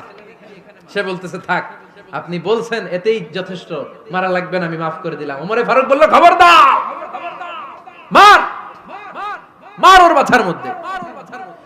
মিশরি ওমরে ফারুকের ধমক শুনে ভয়ে ভয়ে 3টা বাড়ি মারল। এই বাড়ি মারা দেখেও ওমরে ফারুকের হৃদয় ঠান্ডা হয় নাই। লজ্জায় আমর ইবনুল আস, বয়স হয়ে গিয়েছে, সাহাবা, মাথা তখন টাক, মাথায় চুল নাই, লজ্জায় মাথাটা হেট হয়ে মাথাটা নিচু করে রেখেছে। এবার রাগের চোটে ওমরে ফারুক বললেন, এবার আমর ইবনুল আসের টাক মাথার মধ্যে একটা মার, মার। কেন ছেলেকে শিক্ষা দিতে পারে নাই? ইয়া আমর ইবনুল আস, মাতা জাআলতুমুন নাস আবিদা, তোমরা কখন মিশরীদেরকে নিজেদের দাস বানায় নিলা? ওয়াকাদ ওয়ালাদাতুম উম্মুহুম আহরারা, আর ওদের মায়েরা তো ওদেরকে স্বাধীন সন্তান হিসেবে প্রসব করেছে। মানুষদের উপর ক্ষমতাগিরি করার জন্য গভর্নর পাঠাই নাই। খবরদার, জনগণ, তাদেরকে দেখভাল করার জন্য তোমাদেরকে পাঠানো হয়েছে, তাদের উপর কোনো অত্যাচার করার জন্য নয়। চিল্লায় বলেন ঠিক কিনা? এরকম নেতা কয়টা লাগবে? কয়টা? ওই নেতার নাম কি? ওমর। হ্যাঁ, হুয়া ইয়াতি ওমর। 22 জায়গায় বিশ্বনবী কয় একটা, ওমরে ফারুক বলে আরেকটা। আল্লাহ বলে, বিশ্বনবী, আপনার পক্ষে আমি আয়াত নাজিল করতে পারলাম না, আমি ওমরের পক্ষে নাজিল করে দিলাম। বিশ্বনবী বলতেন, ইন্নালি কুল্লি উম্মাতিন মুহাদ্দাস, সব উম্মতের মধ্যে, সব নবীর উম্মতের মধ্য থেকে একজন করে আল্লাহ তাকে মুহাদ্দিস বানাতো। মুহাদ্দিস না, মুহাদ্দাস। মুহাদ্দাস মানে এমন লোক যিনি যা ভাবতো ওই ভাবনাটাই আল্লাহ আয়াত হিসেবে নাজিল করে দিতেন। বিশ্বনবী বলেন, আমার উম্মতের মধ্যে মুহাদ্দাস হচ্ছে সাইয়েদনা ওমর। মদিনার সবচেয়ে বড় মুনাফিকের নাম আব্দুল্লাহ ইবনে উবাই ইবনে সালুল, সব মুনাফিকদের সরদার। কিন্তু এই মুনাফিকের ছেলেটা হলো পাক্কা ইমানদার। এই ছেলের নাম হলো আব্দুল্লাহ। আওয়াজ করে বলেন, ছেলের নাম কি? আব্দুল্লাহ ইবনে উবাই ইবনে সালুল। মুনাফিক সরদার যখন ইন্তেকাল করলো, সাইয়েদনা আব্দুল্লাহ রাদিয়াল্লাহু তাআলা আনহু বিশ্বনবীর কাছে এসে চোখের পানি ছেড়ে ডেকে বলে, নবী, আপনিও জানেন, আমিও জানি, মদিনার সবাই জানে আমার আব্বা মুনাফিকদের সরদার, কিন্তু আমার মন তো মানে না, আমার তো পিতা, আমার তো বাবা লাগে, আমার তো মন মানে না। আপনিও জানেন মুনাফিক, আমিও জানি মুনাফিক। নবী, আপনার দরবারে কিছু আমি চাই না, আপনার গায়ের একটা জামা দেন, আপনার জামাটা পরিয়ে আমার বাবারে দাফন দিব। এর উসিলায় যদি আমার আব্বারে আল্লাহ মাফ করে দেয়, দয়ার নবী, মায়ের নবী জামা খুলে দিয়ে দিলেন। পড়েন সুবহানাল্লাহ। আব্দুল্লাহ রাদিয়াল্লাহু তাআলা আবার আবদার চললেন, নবী, জানি আমার বাবা মুনাফিক, কিন্তু আমার তো বাবা, আপনার দরবারে ফরিয়াদ, আপনি নিজে যে আমার বাবার জানাজার নামাজের ইমামতি করবেন। দয়ার নবী, মায়ার নবী জানাজার নামাজে যেতে চাইলেন। ওমরে ফারুক বললেন, নবী না, খবরদার, আপনি উবাই ইবনে সালুলের জানাজায় যাবেন না। বিশ্বনবী জোর করে যেতে চাইলেন। সাইয়েদনা ওমরে ফারুক বিশ্বনবীর জামা পেছন থেকে টেনে ধরলেন। আল্লাহু আকবার। টেনে ধরলেন, যাবেন না আপনি। ওমর ফারুকের হাত থেকে হ্যাচকা টান মেরে জুব্বা টান দিয়ে বিশ্বনবী জানাজায় চলে গেলেন। রব্বুল আলামিন আয়াত নাজিল করলেন, ইস্তাগফির লাহুম আও লা তাস্তাগফির লাহুম ওয়া ইন তাস্তাগফির লাহুম ৭০ মাররাতান ফালান ইয়াগফিরাল্লাহু লাহুম। নবী গো, একবার নয়, দুইবার নয়, ৭০ বারও যদি এই মুনাফিকের জন্য আপনি ক্ষমা চান, তার জন্য ক্ষমা নাই, তার জন্য আছে জাহান্নাম। ওয়ালা তাকুম, আপনি যাবেন না আলা কবরি, কখনো তাদের জানাজায় যাবেন না। এই যে একটা ভুল করে ফেলছেন, এটা এবারই শেষ, এরপরে আর যাবেন না। সাইয়েদনা ওমর ফারুকের পক্ষে আল্লাহ তাআলা কোরআনের আয়াত নাজিল করে দিলেন, চিল্লায় পড়েন আল্লাহু আকবার। এভাবে 22টা জায়গায় ওমর ফারুক যা বলেছে, এটা নিয়ে একটা আলাদা আলোচনা হইতে হবে, আলাদা একটা আলোচনা লাগবে যে 22টা আয়াতে আল্লাহ তাআলা বিশ্বনবীর পক্ষে কোরআনের আয়াত নাজিল না করে সাইয়েদনা ওমর ফারুকের পক্ষে আয়াত নাজিল করেছেন, চিল্লায় পড়েন সুবহানাল্লাহ। ওই ওমর ফারুককে আমাদের মডেল বানানোর দরকার আছে না নাই? ওই ওমর ফারুকের জীবনী আমাদের ছেলে মেয়েদেরকে পড়ানোর দরকার আছে না নাই? আমাদের ভবিষ্যৎ প্রজন্ম এগুলো জানে না। ওরা সালমান খান দেখে বড় হয়, ওরা শাহরুখ খান দেখে বড় হয়, ওরা ঋত্বিক রোশনকে দেখে বড় হয়, ওরা মনে করে যে এরাই বড় সুপার হিরো। আমাদের যে কত বড় সুপার হিরো আছে এরা জানেই না। নতুন প্রজন্মের কর্ণকোহরে সাইয়েদনা ওমর ফারুকের ইতিহাস পৌঁছে দেওয়ার দরকার আছে না নাই? ওমর ফারুকের ইন্তেকালের ঘটনাটা বলেই আমরা মুনাজাতের দিকে যাব। শুনবেন? শুনতে চান? উনি স্বপ্নে দেখলেন একটা লাল মোরগ ওনাকে 3টা ঠোকর মেরেছে। কয়টা? উনি জুমার নামাজে, জিলহজ মাসের শেষ সপ্তাহে জুমার নামাজে বললেন যে একটা লাল মোরগ 3টা ঠোকর মেরেছে। মুগীরা ইবনে শুবা রাদিয়াল্লাহু তাআলা আনহুর দাস আবু লুলু আল মাজুসি, এই লোকটা খঞ্জর বানাতে পারতো। মুগীরা রাদিয়াল্লাহু তাআলা আনহুর দাস। মুগীরা প্রতিদিন 4 দিরহাম করে চার্জ করতো, যেহেতু দাস। সে এসে বিচার দিল, আমিরুল মুমিনিন, মুগীরা আমার থেকে বেশি টাকা চায়, জুলুম করে। ওমর ফারুক বললেন, তাই? তুমি কি কাজ জানো? বলে, আমি খঞ্জর বানাতে জানি। বাড়ি কই? পারস্য। আরে তুমি খঞ্জর বানাতে জানলে তো 4 দিরহাম অনেক কম, সে তো আরো বেশি টাকা নেওয়া দরকার ছিল তোমার থেকে। আবু লুলুর এই কথা পছন্দ হয় নাই। সে কয়, ওমর তুমি সবারে দয়া দেখাও আর আমার ক্ষেত্রে কঠিন নিয়ম বানাইলা, দাঁড়াও এই নিয়ম তোমারে আমি দেখাবো। এই রাগে সে বাড়িতে যে একটা খঞ্জর বানালো। কি বানালো? খঞ্জর চিনেন? ছোট্ট ছুরি। কিছুদিন আগে ওমানের সুলতান কাবুস ইন্তেকাল করেছে, জানেন আপনারা?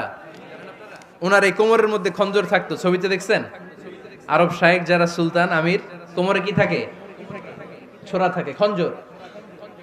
সে বাসায় যে একটা খঞ্জর বানালো, যেই খঞ্জরের 2 মাথা, লাহু রাসান ওয়া মাকবাদাতুহু ফি ওয়াসাতি, আর ধরার হ্যান্ডেলটা মাঝখানে, এদিকেও ছুরি এদিকেও ছুরি, যাতে এইভাবে এইভাবে মারা যায়। সে ধার দিতে লাগলো আর বলল, ওমর দাঁড়াও তোমারে আমি দেখাবো। ওমর ফারুক মসজিদে নববীর ইমাম, ফজরের নামাজের সময় এ আবু লুলু আল মাজুসি বুরনুস পরে, চাদর পরে, লুকিয়ে লুকিয়ে, সে অগ্নি উপাসক, মুমিন নয়। ওমর ফারুককে অ্যাটাক করার জন্য গেলেন মসজিদে নববীতে। ওয়াকানু ইউসাল্লুনা বিগালাস, তখন ওনারা অন্ধকারে নামাজ পড়তো। নামাজের সময় যখন হলো, লুকিয়ে লুকিয়ে প্রথম কাতারে ওমর ফারুকের পিছনে মুয়াজ্জিনের পাশেই দাঁড়ালেন, হাতে খঞ্জর। ইকামত হলো, ওমর ফারুক সালাত শুরু করলেন, ফজরের সালাত, আল্লাহু আকবার। নামাজ শুরু করলেন, সূরা ফাতিহা বললেন। আরেকটা সূরা যখন পড়তে যাবেন, in the meantime Abu Lulu এই খঞ্জর নিয়ে ওমর ফারুকের বুকের মধ্যে 3টা স্টেবিং করলেন। একটা মারলেন নাভির নিচে, মারার সাথে সাথে পাকস্থলী কেটে গেল। আরেকটা মারলেন পাজরে, পাজর ছিঁড়ে গেল। 3টা মারার পরে ওমর ফারুক বললেন, কাতালানি আল কালব, এক কুকুর আমাকে মেরে ফেলেছে। পেছন থেকে এক সাহাবীকে টান মেরে সামনের দিকে নিয়ে গেলেন, তুমি নামাজের ইমামতি করাও। আর ওমর ফারুককে বাকিরা ধরাধরি করে পেছনে নিতে আরম্ভ করলেন। আর এই আত্মাই আক্রমণ যে করেছে, সে কাতারের মাঝখান দিয়ে যেতে আরম্ভ করলো আর 2 দিকে ছুরি মারতে আরম্ভ করলো। 13 জন সাহাবীর গায়ে ছুরি মেরেছে, 7 জন সাহাবা স্পট ডেথ, জায়গায় মৃত্যু। এই ভয়ঙ্কর অবস্থা দেখে এক সাহাবী বুরনুস, এক ধরনের জুব্বা আছে মাথাওয়ালা, অনেকে জ্যাকেট পরছেন না এরকম মাথাওয়ালা, লম্বা জুব্বা আছে, আরবরা শীতে পরে মাথাওয়ালা। এই মাথাওয়ালা জুব্বা বের করে এক সাহাবী জালের মতো তার দিকে উড়ায় মারল। ওই বুরনুসের মধ্যে পেঁচিয়ে আবু লুলু মাটিতে পড়ে গেল আর সুইসাইড করে ফেললো, নিজের বুকে নিজে মেরে আত্মহত্যা। যেই সাহাবীকে ইমামতির জন্য দাঁড় করালেন, উনি ছোট্ট সূরা দিয়ে প্রথম রাকাতে সূরা আল কাউসার, দ্বিতীয় রাকাতে সূরাতুল ইখলাস দিয়ে নামাজ শেষ। ওমর ফারুক বেহুশ।